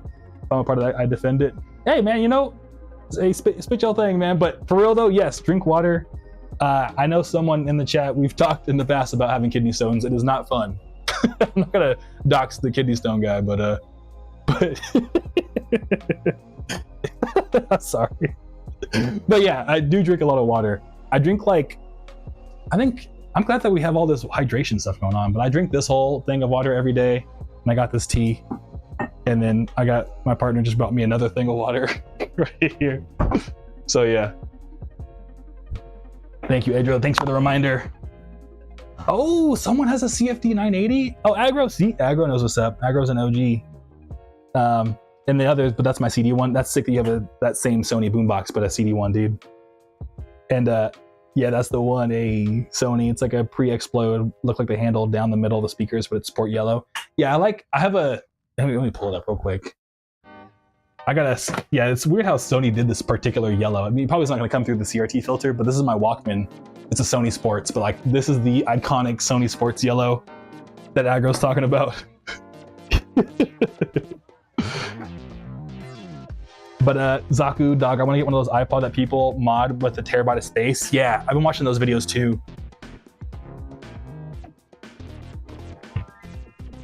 It's super sick that they like just replace the hard drives on them and have so much music on there. Especially as like city pop fans, like me and Zaku. I'm sure there's a lot of people here like love city pop. A lot of like Tatsudo Yamashita's, I hope I said it right, his whole catalog is not on Spotify. So you have to buy the CDs and get the physicals. Or I guess you could download it, but it's like, come on, you know, it's Tatsudo, you want to buy it, you know what I mean? So, yeah, having an iPod and stuff would just be so much more convenient and so much a better way to just listen to it than having to like always have the CD player. Cause you know, sometimes I just want to vibe out the city pop. I was saying last time I listened to city pop for certain games that I play. So yeah. And A is playing Alien Party. This is another song that NetNavi, I showed it to him and I was like, hey man, can you help me out with this? I said it last time, but he helped me a lot with like the final, like I would send him versions of the sound design of all the synths. And he was like, this is the one. And it is the one. Skyer, I've just been using my own phone as an MP3 player since I can't really do anything else anymore. I feel that, yeah. I have an old phone that I've been like, I wish I was better at reusing my old devices because older Androids used to like just be terrible, but now they're actually like older Android phones are pretty good. They're really nice. And when Kutabare, what's up, man? Holy shit, good to see you. Thanks for pulling up. And who's been Chasm? Yeah, it's been nostalgia. I have the original Xbox and the PS3 in my room. That's what's up, dude. Yeah, I'm same here. I have a Dreamcast, SNES, PS3, OG Xbox as well, and PS2 all in my living room. And I still need to buy one of those like composite switchers. I think they're composite component. But yeah, dude, they're fun to have. Like I highly recommend it if anyone has the bread to grab them, to grab some old systems because they're super handy. All right, and shout out to Tyler for getting this Monster Zero CD. And Y9 XO, are you still skating? Yeah, man, I'm still shredding. I broke my toe though. Like I have pictures, but so feet reveal. Well, I'm not gonna remove my foot, but you know, big toe, this toe right here, then there's this toe. So the first 3 toes, this toe I broke. I like did a nollie inward hill off of a ramp, and I just like you know, can you see my hand? Yeah, you can. So boom, you know what I mean? I land like with the toe like this, but like like that one toe, and I rolled it. But for some reason, only that toe got my whole body weight, and I broke it. So I'm still skating, but like just been doing slappies lately and stuff, because I'm probably shouldn't be skating on it, but you know, it is what it is. And why I'm about to air his stones out. I mean, it looks like NitNavi aired his own stones out, so it does suck. But aggro, yeah, look that look on the water resistant boom boxes, little green plugs for the aux. Mini disc is king of the portability. Yeah, dude, I've never gotten a mini disc, but I know you also know Strawberry Station. They're a super sick future funk producer. Funnily enough, the only mini disc I own is one of theirs. Because I was like gonna start a mini disc collection, and I bought one of theirs, and I just never got a mini disc player. Because they are super portable. And Funkhauser with the Zune, dude. Yeah, Zunes. I remember growing up, and I had some friends that were like, nah, iPods suck. Like, I got Zunes. And I remember like you could, what was it called? You could like, it's the dumbest name that came up with it. Like you can like squirt, I think it's called. You could squirt songs to each other. Zune squirting. Yes, it was called squirting. Yeah, Zune, it was cool because if you had an MP3 and someone else had a Zune, you kind of like what was it, like the IR on the old Pokemon DS games where if you line up the DSs, you can trade Pokemon like without a link cable. Zune had the same feature, but they called it squirting. So you could like squirt an MP3 to your friend. So yeah, Zune was super sick, dude. Bring back squirting, dude. Aggro have an OG Xbox, but it won't work. It's the clear one. And Ayo call the pound because he got them dogs out. Lamau. Yeah, dude, I'm pulling up the dogs on stream, dude. Funkhauser. Mini disc wiki gave me an Electronicon mini disc. Oh, that's sick. That's sick. That first I thought you meant mini disc like the Wikipedia page, but yeah, I know mini disc. They're super sick. The person. Electronicon mini disc is super sick.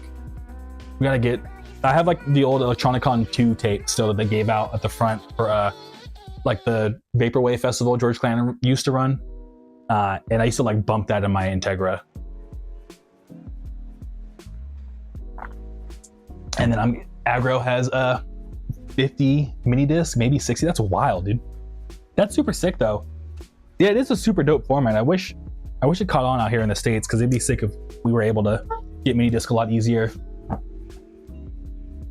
And Zaku says, coming to the terms with the fact that I am now at the age where I call up homies to meet up and just do slappies in a Target parking lot at 9 o'clock at night. Honestly, dude, I think that's like peak skate. Like that's the best kind of skating in my opinion. Like just hanging out at like a random parking lot, 9 of the night, doing some slappies.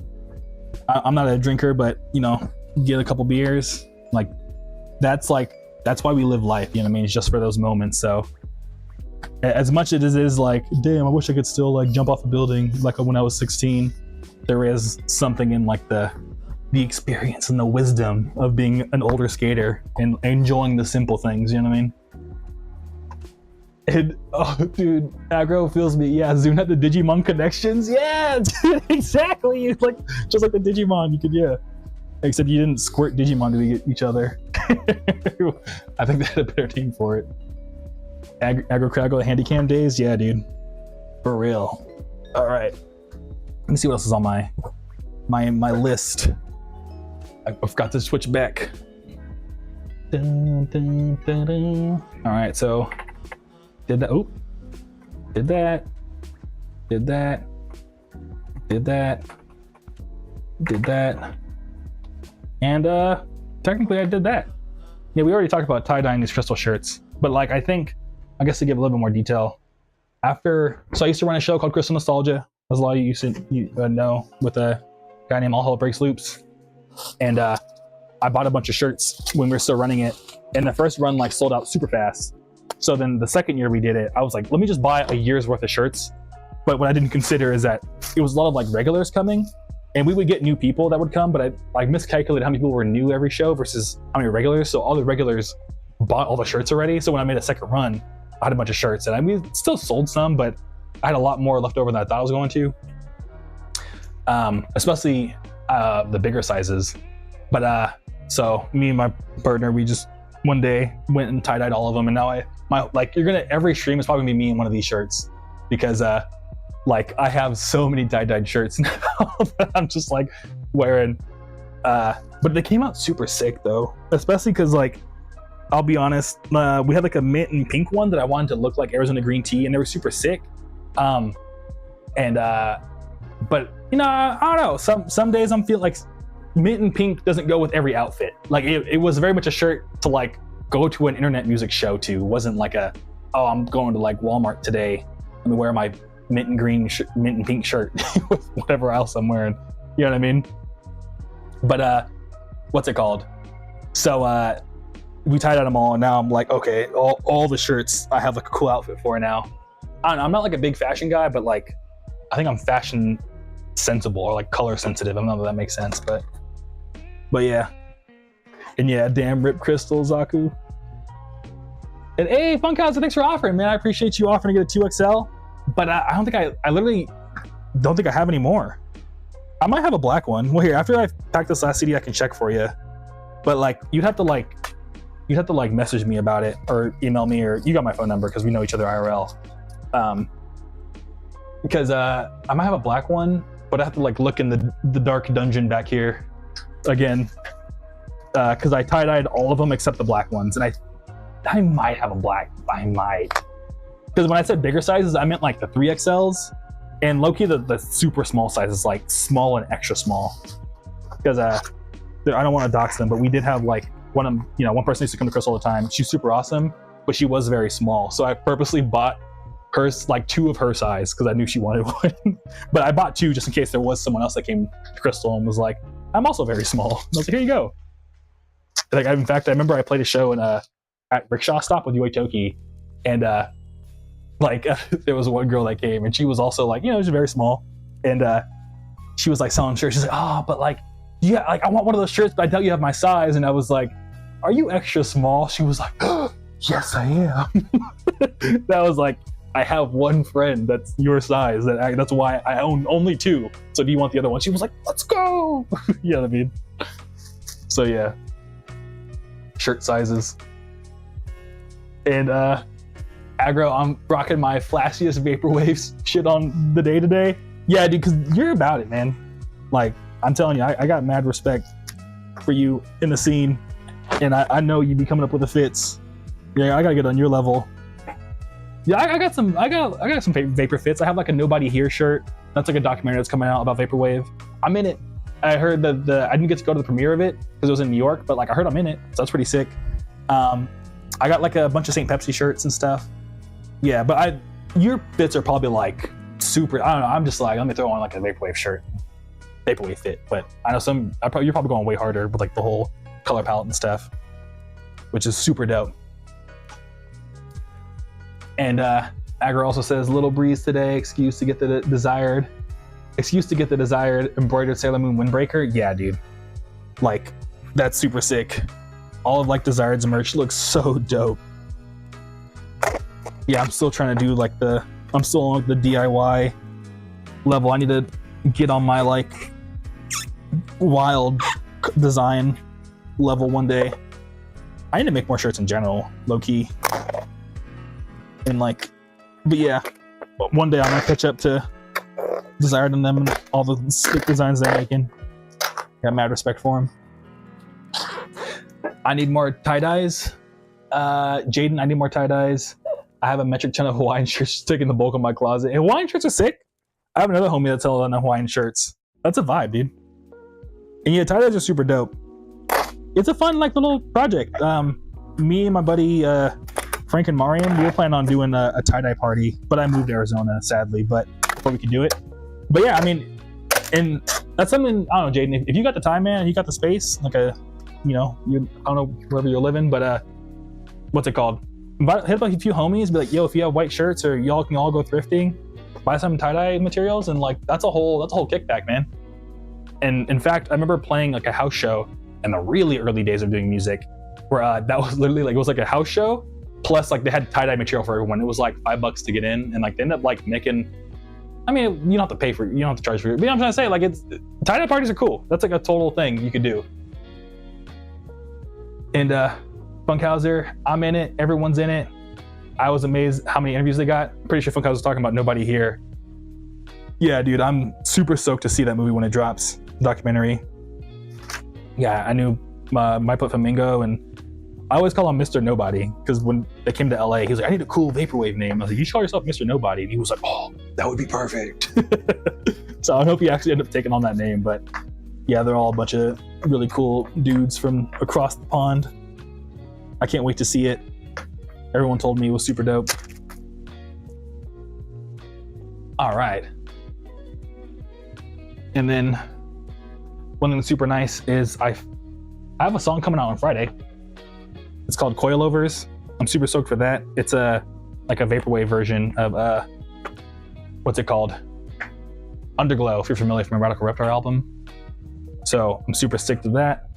And the reason why I bring it up is because I always release a little, like, if you're in the Kaiju Club, so if you got Monster Type 0, you're in the Kaiju Club, or if you upgrade to the Monster Kingdom, I already have the video for the song itself, so you can listen to it early, and the release video in there. And I really bring it up because just before the stream, this is going to Logan, so shout out to Logan. I know I'm jumping all over the place.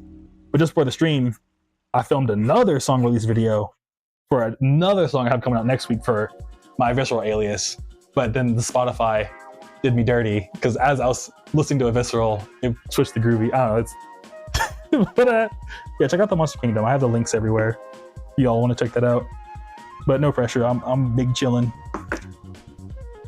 Shout out Logan. He was on my talking points to bring that up. Sick. Aggro Craggle with all the sick emojis. Thank you. Oh, that's cool. The Bulbasaur heart emoji is super dope. And Daisy, that's sick. And then Jaden says the bulk hole. Oh my god, I'm looking back and forth because for some reason my iPad makes all the names super tiny. Gotta figure that out. But Jaden says the bulk of my Hawaiian shirts come from thrift.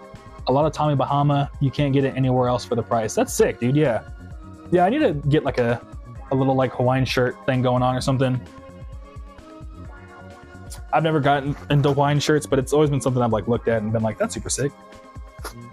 And hey, Austin, what's up, dude? Thanks for pulling up. Good to see you. And Scumbag, gotta hop off for the night. Miss you, bud. Hoping I get some time to travel more again. Yeah, dude. I miss you too, dude. I miss going to all those parties together. It was such a good time. I hope you're still doing the Wodagate dances and just crushing it. And miss you tons, dude. Have a good night, and I'll catch you around. Yeah, feel free to pull up. I'm doing this Tuesdays, Thursdays, and Sundays. So like, no pressure. But if you ever like, you know, just on Instagram, just chilling, feel free to pop in. I'll be here. And yeah, Funkhauser, Desert Sands warm at night. The artist, vaporwave artist, they do rock a Hawaiian shirt, super nice. Like in all the shows I've seen them in, like they're always rocking the Hawaiian shirt, and it's, yeah, they know how to rock one for sure. But sick. Yeah, we only had 6 orders today, so we didn't have a lot going on. So yeah, so probably, what's it called? Is there anything else I can do for 30 minutes ish when we start at 6? Ugh. Let's see, is there anything else? I guess I could probably organize the room a little bit. Let's do that for a little bit. But yeah, thanks for pulling up, y'all. Probably hang out for another like 20 minutes or so. Then I'm gonna eat some food. I have some leftover lamb stew I gotta check out. I might eat some frozen burritos.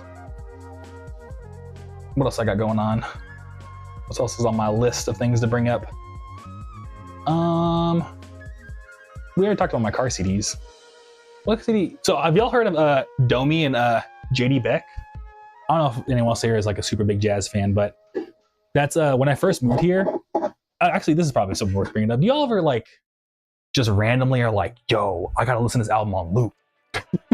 Because Domi and JD Beck or like a jazz duo. And when I first moved into this place, I don't know why, but like sitting in this room, I was like, I just gotta like listen to like experimental jazz on loop for a good like week straight. I ended up buying the CD. And I see what you mean. Yeah, I think Aggro Craggo brought up, so Desert Sands is Warm at Night. They're a vaporwave artist, and like when they perform live, they wear a Hawaiian shirt and a keytar. And I think Aggro Craggo is spitting that the keytar is definitely putting in work to make that Hawaiian shirt super cool.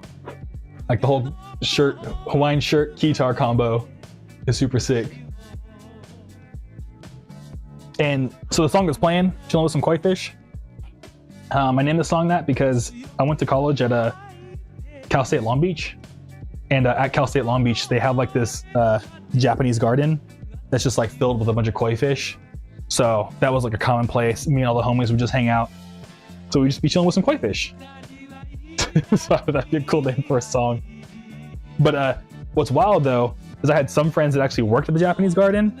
And I guess like a common thing that's like wild about koi fish is that, you know, fish get STDs too. So I guess all the koi fish had like herpes or something. And like they had to like test the fish to like see which ones had herpes, which ones didn't, and like take the fish out. It was crazy.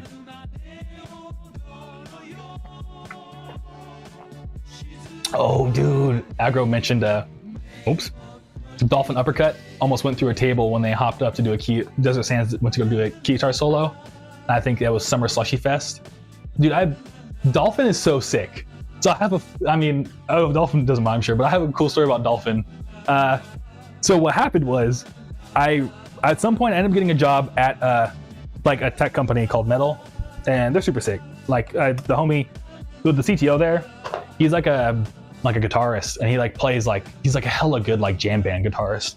Anyways, I don't know if you want to check this out, but so what happened is that when I was out there, I was like, I'm friends with No Genki from Bakari Sweat, which is like a vaporwave future funk crew out in San Diego. And so I'm going out there, and I was like, hey man, let's go hang out. And he was like, oh snap, Groovy's coming from LA to hang out with the New York vaporwave people, that's what's up. So he like makes a group chat with all of us, like, dude, we all gotta hang out, Groovy's gonna come visit, let's all like, you know, go out and party, and stuff like that. So it's all good, you know what I mean? So it's like super sick, and I'm looking forward to it. But then like day of, I think like everyone got sick except Dolphin. And to be honest, I hadn't met Dolphin IRL before yet. But Dolphin was like, I'm so down. And I was like, I don't really know you, Dolphin. He was like, oh man, come on, I'm a cool guy. I was like, I mean, you know, I'll find out. And so Dolphin, dead ass, you know, I'm just like walking through New York, like we're supposed to meet at some pizza place. And I'm just like walking like, oh, well, I'm about to meet this guy. I don't know. Let's see what happens. Dude pulls up with rollerblades on, like, dude, like jet set radio, and just like, and he's like, what's up, Groovy? And I'm like, this is the coolest dude of all time. You know what I mean? So we start talking, and Dolphin's like the sickest guy. He's like super sick visualist. His name is actually Dolphin. And then, what's even better than the fact that he pulled up on rollerblades, my man's had on soap shoes. So we're like going around, you know, like New York City, Manhattan, like trying to find a jazz show or something. And he was like, yo man, there's a sick rail right there. Can you take some clips of me soap shoeing this rail? And I was like, of course I could take some videos of you soap shoeing these rails. So I have a bunch of Google Photos like on the cloud. I mean, I don't know why I'm blasting Google Photos, but I pretty much took a bunch of videos I have saved on my phone of like me and Dolphin at like 11 p.m. of him like soap shoeing some random rails in Manhattan. So shout out Dolphin Uppercut. He's on, I don't know what his Instagram handle is, but he makes sick music. He makes really sick visuals. Yeah, thanks for bringing up Dolphin, Aggro. I appreciate it. But yeah, that's my Dolphin Uppercut story. He's a cool guy. All right. So I guess what I can probably do is just look at these CDs for a little bit and make sure they're all working. Like this one's Dunzo. I don't know if you can see, but like shipping across the US, the little like middle thing got broken. So I'll have to fix that up. I probably should just make a pile of like dead to fix. What we got going here? I'm glad y'all like the Dolphin story. Thank you. And dude, Aggro, I wish I had, wait, no, Skyer, I wish I had a pair of soaps. Yeah. I've like looked on, like, I want to get soap shoes and I want to get Heelys. Because I feel like that would be super sick. There's been so many times as a grown adult, as a grown man, I've been like, damn, walking sucks. I wish I could just Healy across the supermarket back when I was like, when I was a kid. You know what I mean? Walking's overrated, dude. I need some Heelys or something. But that's like an intro for a character on a comic. Yeah, aggro. Yeah, I mean with a name like Dolphin, I think they were kind of born to be a comic book character. You know what I mean? They just too much swag, for lack of better words. Too much riz. There you go. That's, you know, I'm old. I said swag. I can't believe I said swag. Someone taking you to the retirement home.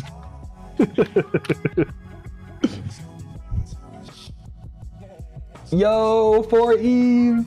What's good, dude? Your music helped me pass my freshman year of college classes. Dude, I'm so glad to hear, dude. Congrats on passing freshman year of college.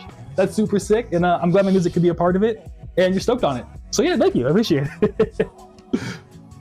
And do they make future fun houses? Do they make Healy soap shoes? That would be super sick. I'd be super down to get the Healy soap shoe collab. I don't think they do, because I've looked into it. But yeah, like, I mean, not that I'm like the Healy soap shoe expert, but like, yeah, I remember Googling for it and I didn't find any. So yeah, Gru walking down the steps, right down the handrail. Yeah, dude. Skyr knows what's up. Yeah, apparently, like, it's not as, like, I mean, it's dangerous, but it's not as dangerous. Like, apparently, like, soap shoe and handrails, I'm not gonna say it's easy, but it's like not as hard as you would think. So it's like something you could just do. I remember like Dolphin showed me some videos, like after like 3 months, he was able to just pop down handrails. But Dolphin's also the GOAT. I mean, he's actually a comic book character, so. Yo, Gray, what's up, man? Thanks for popping by. And for Eve, Groovy the Gangsta, I'm honored, dude. I got my dad's jeans, dude. He's from Compton. And Aggro says, I haven't, and then taking them off the market in the US is dangerous for ankles. Oh, yeah. I see what you mean. Yeah, so invent Healy soap shoes, and then as soon as I release them, I'm going to jail because everyone's gonna have a broken ankle from how cool they are. But Gray says, the album you're playing right now is by far one of my greatest albums I've ever listened to 100%. The first 2 tracks are a 10 out of 10. Thank you so much. I really appreciate it. Yeah, in fact, actually, I'm doing a re-release. Since you're here watching, I'm doing a re-release of this album pretty soon. So, like early next year, like the first month of next year. So, it's gonna be super sick. I like swapped out some of the songs, but I kept the first 2 on there, and I kept VTech on. Like, you know, all the bangers are still there, but I added 2 new bonus tracks, and it has like a whole new album cover. So yeah, Destroy All Monsters is coming back even better. So I'm glad that you like it, dude. Thank you. Hey, Keck Track Fool, dude, thanks for coming back by. It's good to see you. And Aggro Craggle, it's the landing people mess up their ankles on because there's no wheels to carry momentum. Yeah. Oh yeah, true, because you're like, me, and yeah, that impact. Yeah, I don't know if you, so now we're getting really deep into the soap shoe lore, but I watch soap shoe videos sometimes. And what I noticed is that when they do the handrails, they purposely spin out, because to your point, that makes a lot of sense why they spin out, because they have to carry that momentum somehow. Because if they were to just like handrail and like stop, like, yeah, the ankles, something's falling over. Something ain't about to go right, that's for sure. Yeah, Keck Full, Destroy All Monsters DX. I'm technically gonna call it New Game Plus Edition, because I thought that was like more funny. So yeah, it's coming out early next year. I had to make like an actual, like, you know, all the actual stuff for it and stuff like that, and like all the fan club goodies and all that, and I had to like, record a live performance and everything, so it's still a work in progress. I still gotta order stickers for it. I have all the other merch except the stickers, but yeah, low key, since we're here in the live together, I'm giving you the secret news that I've been working on. But yeah. And for Eve, oh word, re-release on my birthday month. Let's go. Hey, happy early birthday. I know it's 2 months from now, but still, dude, yeah. Guess during your birthday month. Does that make you that means you are, for Eve is a, what is it? Are you Pisces then? Or what's after Pisces? What's before Pisces? Aquarius? Either Pisces or Aquarius, right? So yeah. Aggro Smack, oh my god, Aggro Smack, Aggro Crackle. Yeah, smart. You know the soaps vid of the cruise with the like the dollar store furry suits? No, I haven't seen the furry suit slip shoes one. I'll have to look that up. That sounds hilarious. Yeah, I'll look it up after when I do the VOD notes and I rewatch the VOD. I'll check it out real quick. That's funny. And for you, hey Groovy, out of curiosity, how long have you been growing your hair for? Oh, dude, yeah, thanks for asking. No worries. See, so the last time I got an actual haircut, like a for real haircut, was when I was 12, and I'm 30 now. So 18 years, but technically, when I had like an afro, my mom was like, it looks gross. Like, you know, she was like, it looks gross. You gotta like get it shaped up. And then like they shaved off like 2/3 of my afro, and I was like, what the heck? So when I got the afro trim up, that was when I was 13. So technically 17 years, but like I've been growing my hair for like 18. So yeah. In fact, let me show you real quick. I'll take off my headphones for a hot second and redo my hair. And that's sick, you're an Aquarius, dude. But yeah, my hair is long, dude. It like goes past my lower back now, so yeah, I've been growing it for a minute. And I don't have the best hair care advice, I'm not gonna lie to you.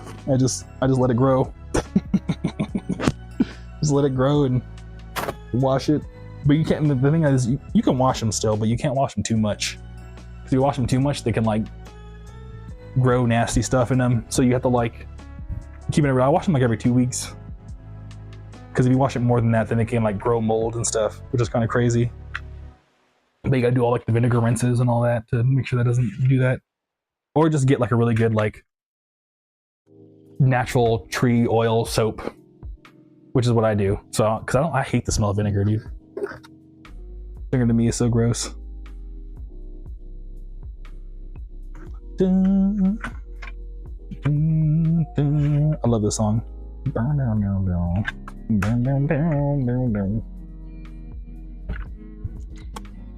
It's like the guitar work. It wasn't my guitar work, so I'm not just hyping myself up. Hey, but thanks. I'm glad it's impressive for you, but I appreciate it. And Agro Craggle, you've been growing your hair for like 3 years now? Oh, so have you been growing your hair? Because I think last time I saw you had short hair. So like, well, yeah, you'll have to like, I don't know, email me or something if you want. I know it's a weird thing to request. You got it. Or Discord. I think I'm in the Strawberry Station Discord, so you can find me in there. I'd be stoked to see how your hair journey is going. If you're willing to share. But that's sick though. Oh, you've been growing your hair since last time I saw you. That's sick. Okay, cool. Yeah, dude. That's what's up. Yeah, long hair, aggro. It's like going Super Saiyan. This city's good too. What time is it? 7:45? All right. Probably doing another like 15 minutes. What else is going on? I have a bunch of funny stories with my mom, but my mom's on Instagram. I don't want her to drop in one time and be like, damn, I can't believe you told that story about me. So yeah. And then what else is going on? Past the lower point of my collarbone now? That's sick aggro. Yeah. I feel you on that. Yeah, when my hair was there, so one thing that's like super random about when you get longer hair, like I guess specifically like longer like locked up hair, is the collarbone point. I hated because when I would skate, my hair would like go down, right?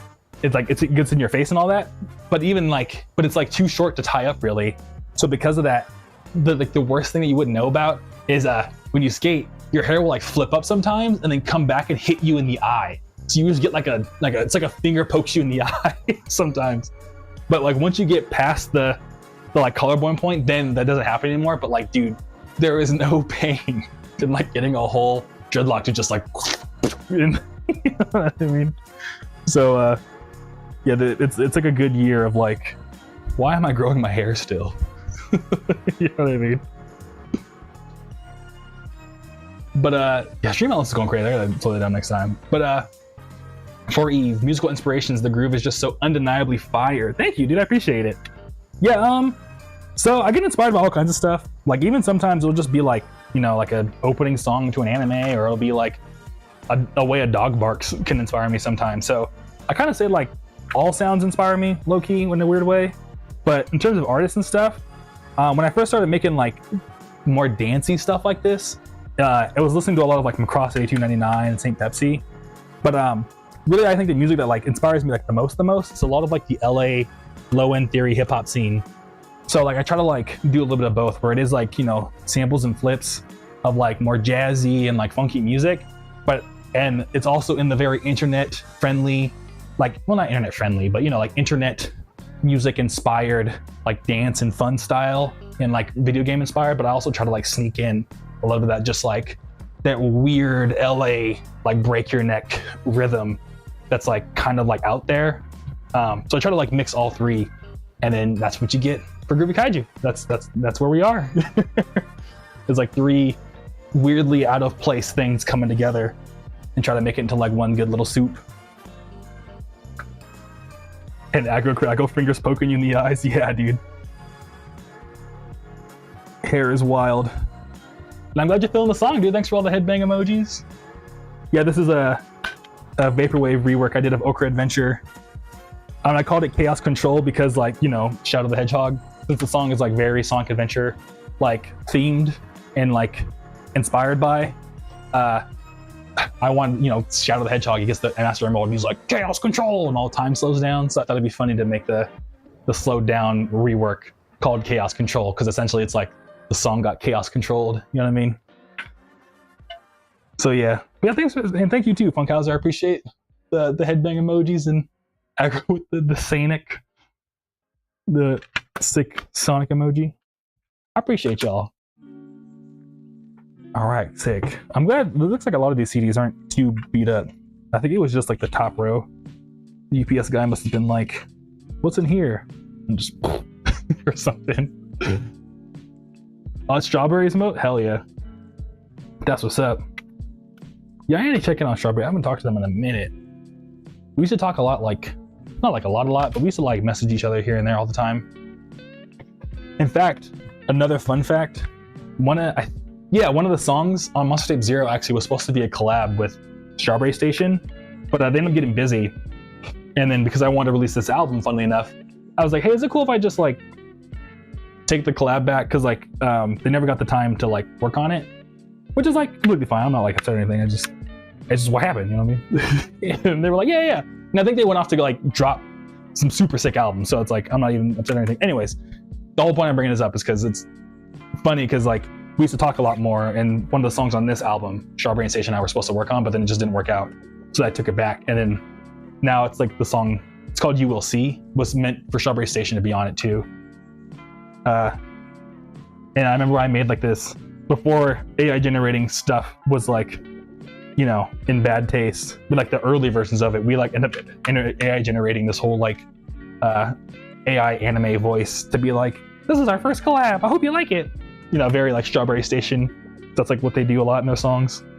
But yeah, Strawberry Station's sick. Shouts out to them. And I have funnily enough, a test pressing of I think the one song, what's the one song? Or not the album that Pacific Plaza did with them. I think they did a couple, but I have a test pressing of one of those because Strawberry Station, what album was it? Let me look it up. I'm just airing out all of Strawberry Station stuff. But I mean, it's all good stuff though. They're the homie. Station Pacific Plaza Records. Smoothie Sounds. I have a test pressing of Smoothie Sounds. Because when Pacific Plaza Records and Strawberry Station did it, Pacific Plaza was also in Southern California with me. And they needed someone else with a record player to like listen to it with like, you know, with like a musician's ear. And what was funny is that I forgot what song it was. I think it was like track 3 or 4. Like Strawberry Station does like a filter sweep, so it's like it's like, and it's supposed to go and then go back into the beat, but then it never came back. So the rest of the song was just like all like filtered, like it sounded like you were outside the club and the song was playing. And I was like, that's a really interesting musical choice Strawberry Station made for the second half of this entire song. So I was like, hey, Strawberry, you know, I'm not trying to judge your musical like, what your musical, what's it, vision. But did you mean to put this filter on the whole second half of the song? And he was like, oh shit, no. And then, so they had to go and restamp out all the, like, redo the metal plates. And Pacific Plaza Records was like, no, why didn't I hear that? You know what I mean? I was the one guy that was like, hey, bro, musician to musician, is this what you meant? And they were like, not at all. So I don't want to take too much credit, but I was a part of Smoothie Sounds on vinyl not being fucked up. You know what I mean? But that's what we do for each other. As a homie, you gotta have a homie. Net Navi let me know not to release Second Best Shinjuku, and I let Strawberry, hey man. don't, you know what I mean? Gotta fix your vinyl, bro. I'm looking out for you. Yeah, it's a special edition now, yeah. And you know how many test pressings, Aggro Kaggle? Yeah, I don't know. Low-key, if I were you, like, next time you know someone that you like is releasing a vinyl, I would just ask. Because, like, you usually get 5 per vinyl release, and, like, what I've been doing with mine is, pretty much I just look to see who's been, like, supporting the most lately, and I just, like, when they order, because I know they're going to order again, so when they order again, I'm just like, I snuck in a secret for you. Or, I don't know if you know Desert Rat. Desert Rat out here in Arizona. I don't want to dox them too much, but they're a vaporwave dude. I'm sure you've known them. You probably run into them at like a TroniCon or something, but yeah, we were hanging out once and they were like, oh, I need test pressings. And I was like, dude, I got you. Next time I have one, I'll just give you one. And then, yeah, just recently I gave him one. He was like, dude, no way. So, yeah, I would just ask, like dead ask, because you end up getting 5, and either the artist is going to want to sell it for like twice the price, or like low key, they might just have them sitting around. And like, if you really like it, I'm sure they'd be stoked to just throw it in there for you. Like, that's possible. You know what I mean? But I don't want to speak for every artist, but yeah, my opinion. But I'm sorry, I've been rambling. I forgot to even see what's going on. But Funkhauser says, I hung out with Pacific Plaza in New York that whole weekend for Flamingo Fest. He was awesome and totally chill. Yeah, speaking of Pacific Plaza, I was at their wedding recently. I drove down there in September. Alex is amazing. I have a ton of respect for them. They're super awesome. And he's a cool guy. We spent a lot of time just bullshitting after shows and stuff and just hanging out. It would be a special edition if they just kept the filter suite. That's funny. It would definitely be a special edition, that's for sure. It'd be really special. But yeah, and Funkhauser, I think I met you in Pacific Plaza the same day in the Phoenix. Oh yeah, I think you did meet us at the same day from that, because if I'm not mistaken, it was that first like Phoenix Vaporwave show, and we both road tripped together down. So we probably did meet the same day. That's sick, dude. Yeah, you gotta let me know next time you're out here. I know last time I was busy, my bad about that, but next time you're out here, dude, we gotta kick it. Gotta like sit inside of I know Newport moved, but we'll have to like go and do another like second kickback or something like we did last time. Dun, dun, dun, dun, dun, dun, dun. All right, cool. Well, I got all these CDs. Wait, no, I got a little bit more. Dun, dun, dun, dun. Dun, dun, dun, dun, dun. I love this song. I feel like, so if I may, I feel like this song is just a little too repetitive, but it's an instrumental to a song I did lyrics on, so I think that's probably why I get too critical. It's like hard. I think my buddy Frank said it best, that like you're always gonna like the first time you hear a song more than a remix. Like you have to like, I don't know, I happen to like remixes more most of the time, funnily enough, but I think there is some truth in that. Like once you listen to one version of a song so many times, it's really hard to like open your brain back up to like a whole different version of it and like really like it as much as if you just heard it the first. I don't know, I'm rambling, but yeah, this is broken. Yeah, see, this one has like a small little chip on it. You can see it. Oh, you barely can see it, but yeah. And Kektrek Fool, you're playing Xenoverse 2? That's what's up, dude. You like Xenoverse? Yeah, I need to get more. I had Xenoverse 2, and I played it for a little bit.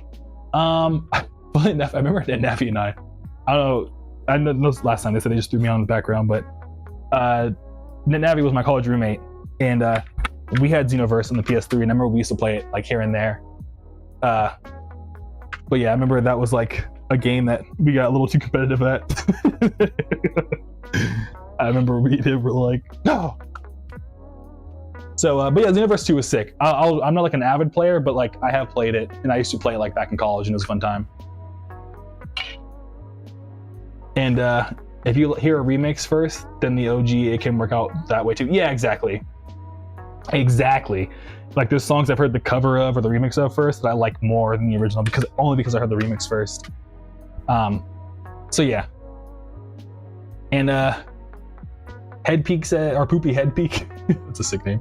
Yo, are you still doing the free CD sign? I'm so ready to cop them right now. Yeah, dude, I actually am. I literally, if you want, if you grab one right now, I'll be happy to sign it and ship it for you. The link is in on my bio, or you can just go to groovykaiju.com. So yeah, I'll probably just keep streaming for another 10 minutes, but if you get one, I'll sign it for you right now, dude. I'm so chilling. I was just organizing my studio real quick.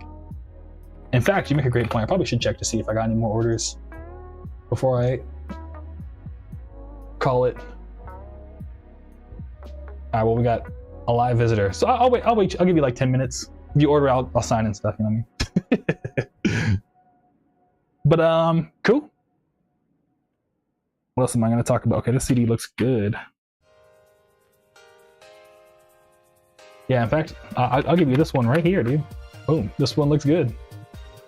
All right, yeah, no, take your time then. Sick. If you want to, oh wait, this one's broken, but yeah, I'll grab you a not broken one. But yeah, take your time. I'm here chilling. Thank you, I appreciate it, man. For real. Yeah, but to let you know, you do have to pay the shipping. That's the only thing you have to pay for, but the CD is free. Not just so I'm not joshing you there, but yeah, just because I can't, USPS won't let me do free shipping, but I can take the L on the CD for you. If you choose to do that, take that option. All right, my bad, this is loud. What's funny about this song is that it does hella good at like live shows, but like it's not like one of my top streaming songs, but like whenever I play at a show, like everyone's just like, yup, this is that shit. You know what I mean?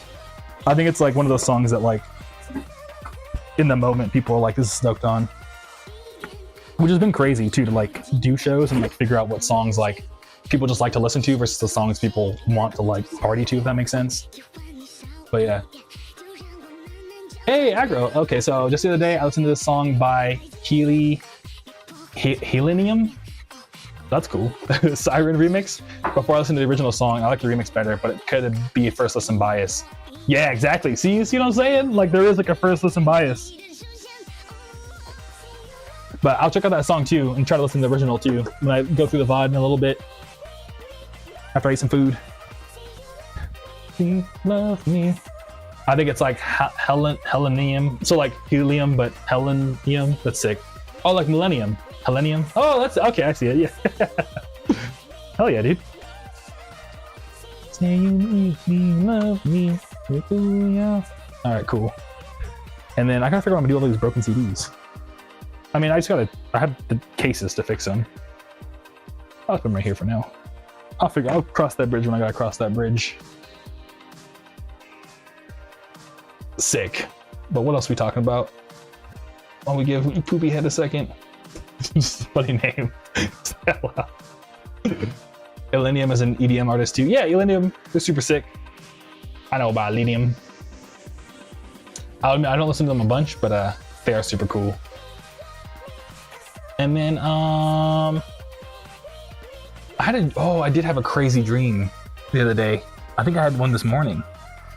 What was my dream about this morning? Oh, I hate not remembering. Can y'all remember your dreams? Millennium started it all. Will 2K. That's a sick name. I gotta come up with a cool. Oh, my glasses fell. What did I dream about today? It was like a crazy dream. It was like super vivid too.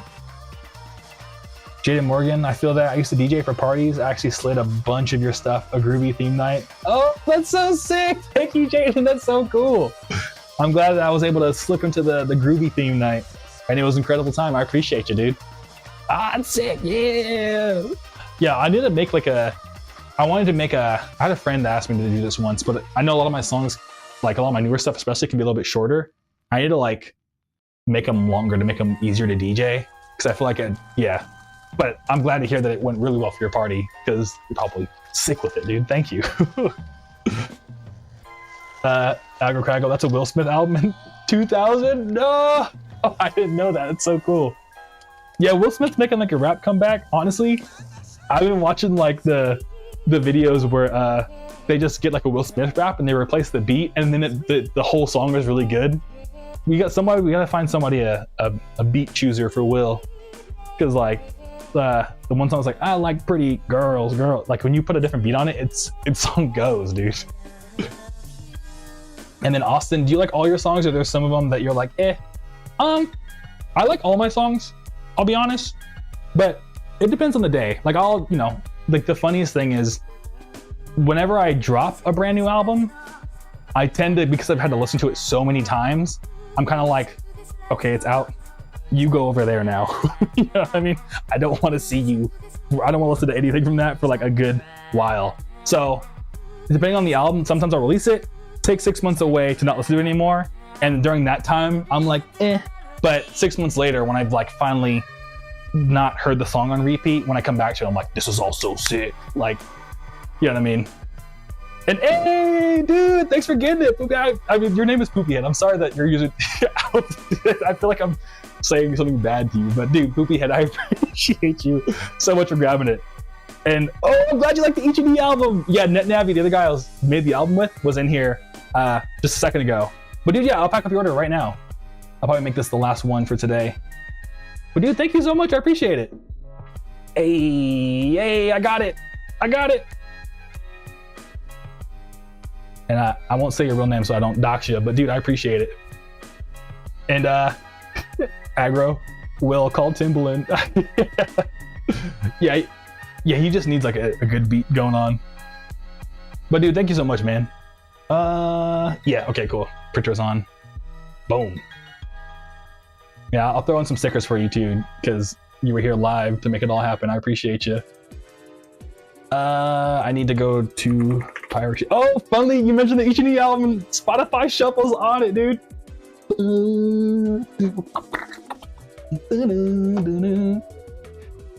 Cool. All right.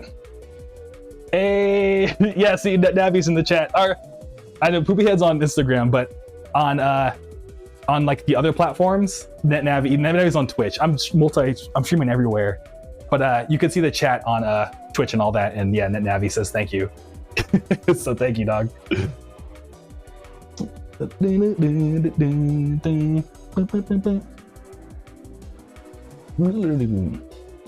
what else are we talking about? I'm sorry, I'm getting so into the music. Oh yeah, I never remembered what dream I had. I don't know, dude.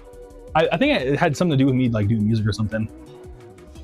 But it was like a weird dream where I was like, you know those dreams where like you have like a job or something in the dream, and you wake up and you're like, oh shit, I like forgot to like turn the stove off, but like you dreamed about working like a kitchen or something. You're like, wait, that's not real. You know what I mean? Like your dreams stress you out more than real life sometimes. All right, sick. Let me pull out the mini table one more time so I can pack this order for Poopyhead.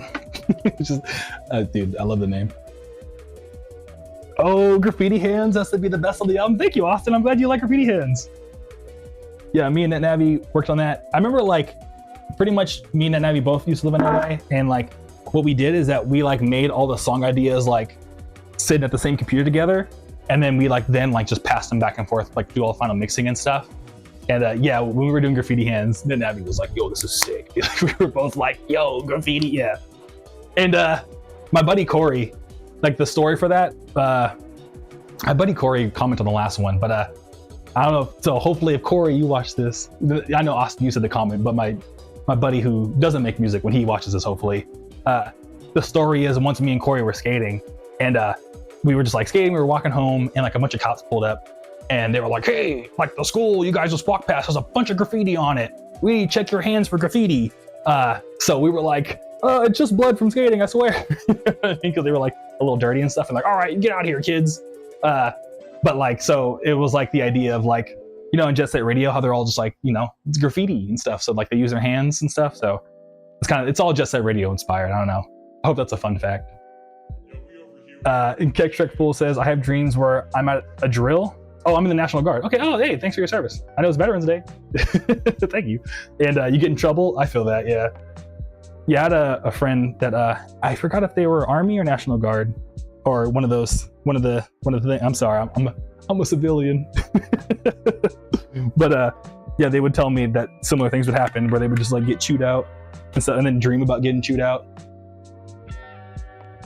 Got me listening to that Siren remix again. Play some Ozzy Osbourne. Yeah, so because of copyright I can't, but I am an Ozzy Osbourne enjoyer as well.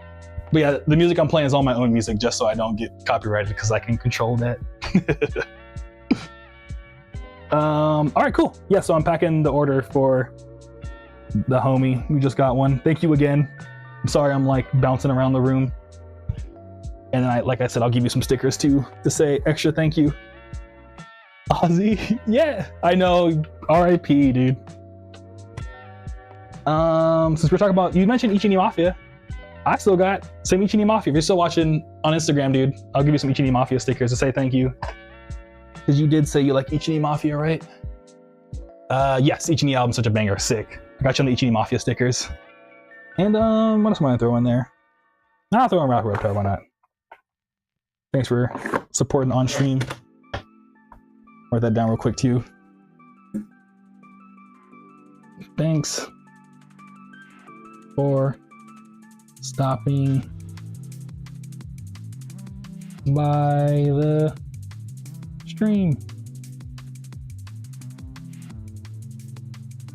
Hey. Hey. I don't know, I feel like, you know, like the whole theory that like our devices listen to us and stuff, and like all the algorithms and everything. I think Spotify might be listening because we mentioned Ichi enough times. The shuffle just goes for it. What are you doing, Poopy? What are you doing events out in Florida? Dude, I wish.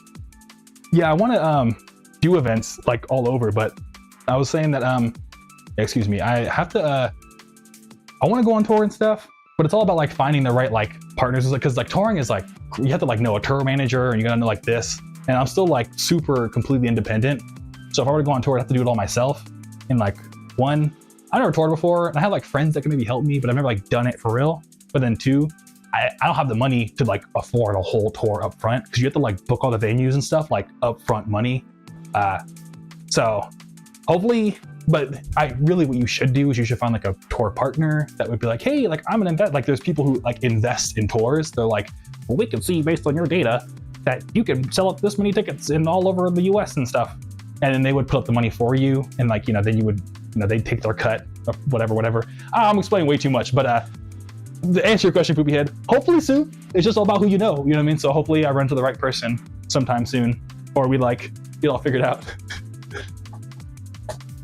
Agro says, write some Ozzy Osbourne music so you can play it. Honestly, dude, I mean, that's a good idea. I'm not gonna lie. Do like a cover or something, because if you cover it, then you know there's no content ID, because like it's all whole new recording. And I've talked to someone out loud that I would never shop, and it comes up in my ads. Okay, yeah, see, yeah. Agro feels me on the devices listening to us. Yeah. I'll be honest. As like a software engineer, at some point, I was like, no, they don't do that. Like that's all fake. And then I'm not gonna lie, some of the antitrust suits came out for some of the tech companies, and I was like, I worked there, and I never knew that. So now I'm kind of like, let me listen to what the people have to say, because they keep more from you, or like more hidden from you when you're on the inside, funnily enough, than you would think, than you are on the outside sometimes. Of course, you know, like some, like when new products are coming out, but like some of the more like, you know, hush hush stuff, they really keep it hidden internally. And you have that false sense of yeah. But Poopy Head, holy, appreciate all the gifts. I'm so grateful. Yeah, dude, of course. Thank you again. And yeah, hopefully you can get those Ichi stickers somewhere fun. Stick them on your computer or somewhere. And I'll throw you in all right, I'll throw in one more, why not? This is my problem. I'm too generous. Boom, all right, cool. And like, yeah, but I appreciate it for real, because we had like for real, like, I'm just some guy, man, so it means a lot. All right. I'm glad you like the impression, Aggro, of the event investor guy. Yeah, well, you see, you have the Excel spreadsheet, and it says here that you sold this many Spotify listeners in Seattle. So we're gonna, yeah. And Aggro, I can tell by your numbers. Hey, thank you. Yeah, I mean, I appreciate it. Yeah, I mean, I'm not like the biggest guy in the world. Like, there's definitely people out there that are like doing it. But I don't know, numbers are kind of silly because there's so many like hidden numbers. Like, for example, I kind of like do really good on email, funnily enough. But I know some people that are like, yeah, man, I like crush it on Pinterest. I'm like, what? You know what I mean? So like, you know, people got their own little secret sauce all over in weird ways. Or like some people will be like huge in one country, but then like not known in another. Man is packing like his name is Amazon. Hey, Brass Fairmall, dude. It's good to see you. I hope you've been well since last time. Yeah, I know you are. Yeah, like we were visiting, I think, for Flamingo Fest. No, but yeah, we kicked it, and you're super sick. It's good to see you. But yeah, I'm packing orders because yeah, just helping out. I figured why not do it live, get to hang out with people and answer questions, and just more hang out with people. You know what I mean? It's just a good time. This has been super fun. This is my second stream too, and like it's been awesome so far. Just kicking it with everybody. Keck Trick Fool, I would love to see your take on the rock genre in general. I'd love to see if you could pull it off. Dude, yeah, I mean, that would be super sick. So one wild thing I have in like my upgraded Monster Kingdom thing, not trying to sell you on it, but just mentioning it, is I have an experiment called like Vaporcore, and it's like a bunch of like very like loosely like not like loosely, but like ideas, like electronic music ideas of making like electronic vaporwave slowed down remixes of like hardcore music. Like I have like in my opinion, a really sick Seosin like glitched vaporwave song that I've made. It's not mixed or anything, but it's super dope. And I did like every year I do like a fan club survey thing for like the Kaiju Club and my Monster Kingdom. The Monster Kingdom being the upgraded one. And I think 2 years ago, the most favorite artist of like people who took the survey was Linkin Park. So I did a crazy, just like, I don't even know what to call it. It's not even like, it's not future funk. It's just music of, let me see what song it is. I'm gonna pull up the Monster Kingdom right now. And I know you said like rock genre, and I'm like talking about all these like electronic remixes of rock songs, so it's not technically rock. Let me find this song real quick, because I'm like actually stoked on it. You might have saw it actually. I used to run like a little Instagram video of me skating to the song. What was it called? Oh my god. It was called Groovy Kaiju, the type of guy to be like Happy Honda Days, because I made it for Christmas. Let me pull it up real quick. Hopefully it's not super loud. What song was it? Lying from You from Linkin Park. Oh, it took so long to find. But yeah, I did all that, dude, just to tell you, Keck Trick Fool. Yeah, I have a crazy Linkin Park remix. And I'd love to make rock. Like, I listen to a lot of like indie rock, and funnily enough, a lot of people who listen to my music will send me their favorite music. A lot of it is like Midnight Trust and stuff like that, which I know is more slow rock, but you know what I'm trying to say. Yeah, maybe one of these days. Oh, NetNavi also does a lot of garage rock, so maybe one day I'll have him sit me down and teach me how he does all of his magic, so I can also start singing and doing guitar stuff and killing it in Paraguay. Hey, what's up? Oh yeah, Disco Paraguay forever. Rest in peace, Aquafin. I feel it. Yeah. I feel you on that aggro. And Brass Fair Mall. Yeah, we started Drop Flamingo Fest. Dude, you're the best. Hey, yeah, sick. Okay. I envy your creative hustle. Thank you. Yeah, my bad. For some reason, my brain just like melts out of my head when it comes to connecting like real life to usernames. And the funnier thing is I'm better at remembering usernames than like real life names. So like I was like, oh yeah, I remember. I know, you know what I mean? I don't know, but I'm glad we know each other. I'm sorry, I'm like fumbling my words. But thank you for the kind words on my creative hustle. I mean, same to you. I like you're super sick. I like your creativity as well. Yeah, I mean, you know, like Adam Killa says, you just can't be afraid of the grown, man. Just gotta go for it. And Jaden, what if you toured in Kerning City? Definitely the move, dude. If that was possible, I'd be so down. Maybe one day Maple Story or something will be like, hey, instead of suing you for, I mean, I don't know if they own the trademark for Kerning City, because that's like such a deep cut thing to trademark in your video game. But if they ever do like a Maple Story concert, do Groovy Kaiju touring Kerning City and Maple Story, that'd be super sick. Just like Fortnite or something. This song reminds me of Space Dandy. I remember you seeing live using Space Dandy footage. Yeah, dude. Yeah, I love Space Dandy, and I like using that footage a lot for visuals. So does Newport too, funnily enough. We're both like big Space Dandy fans. In Brass Fair, you're into ambient D&B vibes sort of lately. I feel you on that. Yeah, honestly, like low poly D&B is what I call, like low poly drum and bass. Like it's so slaps. Like a lot of the Ichi stuff that me and Navi worked on was like heavily inspired by like that low poly D&B sound that like Pizza Hotline I think really like blew up on the internet. But as well as like a lot of like Pink Pantheress and stuff. Like Pink Pantheress is like one of my favorite artists. She's so sick. So I feel I've been into that too, low key. And Agro says Equip has been doing this for years, and it's like a big exercise in finding new sounds. Okay, hell yeah. Yeah, I hella respect Equip. Equip was like one of the first people I reached out to when I was like thinking about doing music full time, like way back. And Equip was like telling me, he's like, yeah, man, I just, you know, it's a thing, you know, it's a struggle, but it's way better than, you know. And in his words, is he was like, I'd rather struggle and make the music work than like be under the thumb of some boss. And I was like, I feel you on that. I'm kind of 50-50 because some days I'm like, dude, this is actually insane. I'm like, you know, I kind of wouldn't mind every once in a while. Like I'm definitely thankful, but there's pros and cons to both, which is like, of course, to anything there is, but yeah. Where are we at? Who are some of my future funk legends? Poopy Head asked. Oh yeah, dude, thank you. Also, this is your order. I just finished it. I'm writing a thank you on it real quick. I don't want to say your name out loud so I don't dox you. And but yeah, some of my future funk legends. So like originally it was a lot of like St. Pepsi and Macross 8299. But these days, like I'm super into like Tupperwave and 3D Blast. Like they hella inspire me, especially Tupperwave. I mean, like we worked on that one song together, but like, yeah, everything Tup releases, I'm like, dude, he just only gets better every time he drops something. And then 3D Blast Randy, I think is like, I said his real name's out there, but yeah, 3D Blast, like that's my dog, dude. Like we're both really good friends, and they're just like, they're such an amazing musician. They're from Detroit.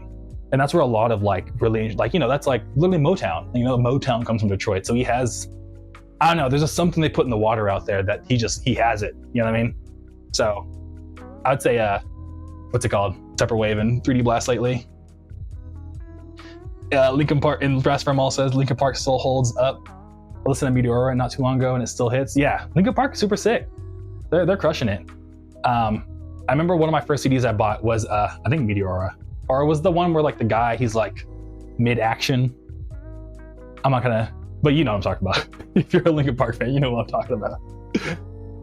Funkhauser, I used to not like emo back in the day, but now I'm really digging and revisiting it wherever it comes on. Yeah, definitely. Yeah, I think there's a lot of music that I might have also like kind of like when it first came out, I wasn't really into it. Sometimes, you know, I'm sure you know, the music sometimes takes a while to grow on you, or it has to hit you at the right time. You know what I mean? So, you know, I'm sure you know, but you know, just keep your mind open. You know, just because you don't like something today doesn't mean you won't like it tomorrow. You know what I mean? So yeah. And then Agro Craggle, High Take Club, he's made like 60, 70 albums now, mostly experimenting with new alias and sounds and ideas. Yeah, Equip he's a goat. He's one of them ones, dude. He's a super sick guy. And we were talking about going to the gym earlier. I need to get on those on that Equip. I need to move to Chicago and go to the gym with Equip. I'm sure that get on his like exercise routine. Austin Kramer, Midnight Trust is goated. Yeah. NetNavi was here. Super another random story. NetNavi and I, NetNavi ended up winning tickets to Desert Days, like this big music festival. and I found Men I Trust from just because they won tickets. They were like, "You want to go?" And I was like, "Oh yeah." So I go to see that music festival, and Men I Trust was one of the bands there, and I was like kind of mad because the music festival thing, they put the wristband on way too tight, and it was one of those ones you can't remove. So like NetNavi and our other friend, her name is Feats, they're like, "Oh, let's go see Men I Trust." I hadn't heard of them yet. So during the Men I Trust set, I was trying to remove this wristband the entire time, and I was just so mad because it was like digging into my skin. But I was mad as hell because I was like, damn, I know this concert is so good and it's so sick. This is my first time hearing this band. I know I'm gonna fall in love with them, but I hate this wristband. So the whole time I couldn't even focus on enjoying the set because I was like trying to be like, this music was so good while trying to like save my wrist from like getting gangrene being so tight. But yeah, I don't know, that was a long story, but yeah, Men I Trust is sick. Aviscerall, Pizza Hotline mentioned. Yeah, Pizza Hotline super sick. Funkhauser's super. Yeah, Desert Rat. Yeah, Desert Rat was showing me, I think Eva Boy is their name, but Desert Rat's been sending me some sick low poly drum and bass recommendations. And yeah, Brass Fair Mall, Pizza Hotline can throw down on the decks. I remember when they played, you were there. I mean, the same show we both went to at Flamingo Fest. They are so nice. They're the nicest person. But when they double booked Pizza Hotline with Luxury Elite, I was like, this is criminal. But I was like, Lex is my super homie. She's the greatest. But what's it called? But I've seen her play like a bunch of times. So I saw half of Lex. I was like, I'm gonna see what Pizza Hotline's doing. And dude, he was like the underground UK DJ, just one headphone on, just just crushing it. I was like, dude, you're actually a DJ, holy shit. And like, I didn't realize how much like sub was in his music, because like you have to hear it. Like he's one of them ones, dude. He's one of them ones too. So yeah. Aggro Craggle, even when I learn someone's name, I use their alias if I know them in URL or in public. I do the same thing. There's a bunch of homies in this Discord server called Aces. Like Scum was here earlier. I honestly, Scum's told me their real name, and we're friends IRL. Like we go to a lot of the same parties together, but I still call him Scum because that's his online name. And so whenever you post, like, you know what I mean? It's funny. I have lots of friends that do the same thing. Jaden Pink has been Pink Panthers has been a crazy run this year. That new album with the remixes is nuts. Yeah, I really like the Stateside remix with the Swedish singer. I think Zara. That remix album is super sick. I love Pink Panthers. And I agree with that remix album. Aggro Craggle. I love my Pizza Hotline hat. I'm sure people will think we're at a pizza shop. Yeah, I need to get. I don't think I have any Pizza Hotline. I have like a bunch of his CDs. Like I did the Dreamcast and the PlayStation Level Select albums he did. But I would love to get I can't wear hats. In fact, that's one thing that's funny is that people ask me to make merch hats all the time. But I've been really cognizant and I don't want to make merch that I don't know for sure is sick. You know what I mean? And since I can't wear hats, I have a lot of people, I think Voitram was here earlier, that was like, bro, you should make hats. And I was like, I got to find someone I really trust that wears hats all the time before I make hats. Cause I wouldn't want to just make a bad hat. You know what I mean? And he was like, oh, I didn't think about that with your hair. I was like, yeah. So yeah. Yeah. And honestly, Funkhauser, I also have a big head plus all the hair. It's just yeah. And Mr. Otis, my bad, I'm just now getting back to you. I have all these different streaming services going on, but I'm glad you're liking the camera angle. Yeah, I'm glad you're liking it. I did the whole CRT filter. You get to see the whole studio. This is my dungeon. So yeah. And then Jaden says, Macross mentioned exactly how I found you, if I remember correctly. Hey, I'm glad. That's super sick. Hopefully whatever algorithm put me and Macross together, that's a huge compliment. So thank you, whatever algorithm showed my stuff next to Macross. And Mr. Otis says, yeah, being able to walk around the room and talk helps convo flow. Yeah, exactly. Yeah, because a lot of time when I'm doing all kinds, when I'm not just doing CDs, I'm over here grabbing tapes. I'm over here I have to go into this deep, dark room of darkness to grab plushies and stuff. So yeah. Aggro Craggle, Tup was dealing with the Australian flooding a minute back. He transformed. That's wild. I haven't seen a picture of Tup in a while, but Tup's also super photogenic. Every time they post, I'm like, you look like you're living your best life. You know what I mean? But I'll have to check in on him and see don't know if it was like, I'll have to look up the Australian news for floods and stuff. Excuse me. Funkhauser, you gotta... Oh, I didn't know he came out to Electronicon. No, I want to be Tup so bad. I didn't know that. That's so sick. But he's buff? Okay, yeah. All right, sick. So I gotta link up with Equip and Tup and get on their workout regimen. Gotta catch up with them, dude. And then Lux is a light. She's a Oh, you're talking about okay, no. Okay, yeah. Lux is a light. She's physically manifested positive energy. Yeah, she is. My favorite thing I like to describe is that like Lux is she reminds me of like a librarian. She's not a librarian, but like she just has that like, you know, that like high school librarian like, oh, like what are you looking for? I got you. She's so nice. Yeah. What's it called? Balance Garage Act 1. Hey man, your music's awesome. Keep up the good work. Thank you so much. I'm so glad you like it. My bad if I'm just barely getting to your message. I'm on you know, the VODs are on YouTube, so if you ever catch the recording or if you're still watching, thank you for real. I super appreciate it. And yeah, dude, I appreciate it. And Aggro can also wear hats. Then they can Funkhauser and Puppy Smooth, the legend, the man, the myth, the legend, dude. Thanks for stopping by. I appreciate you. If you haven't heard, I have a song with Puppy Smooth called Disco Voltron. Check it out. He just spit bars on it.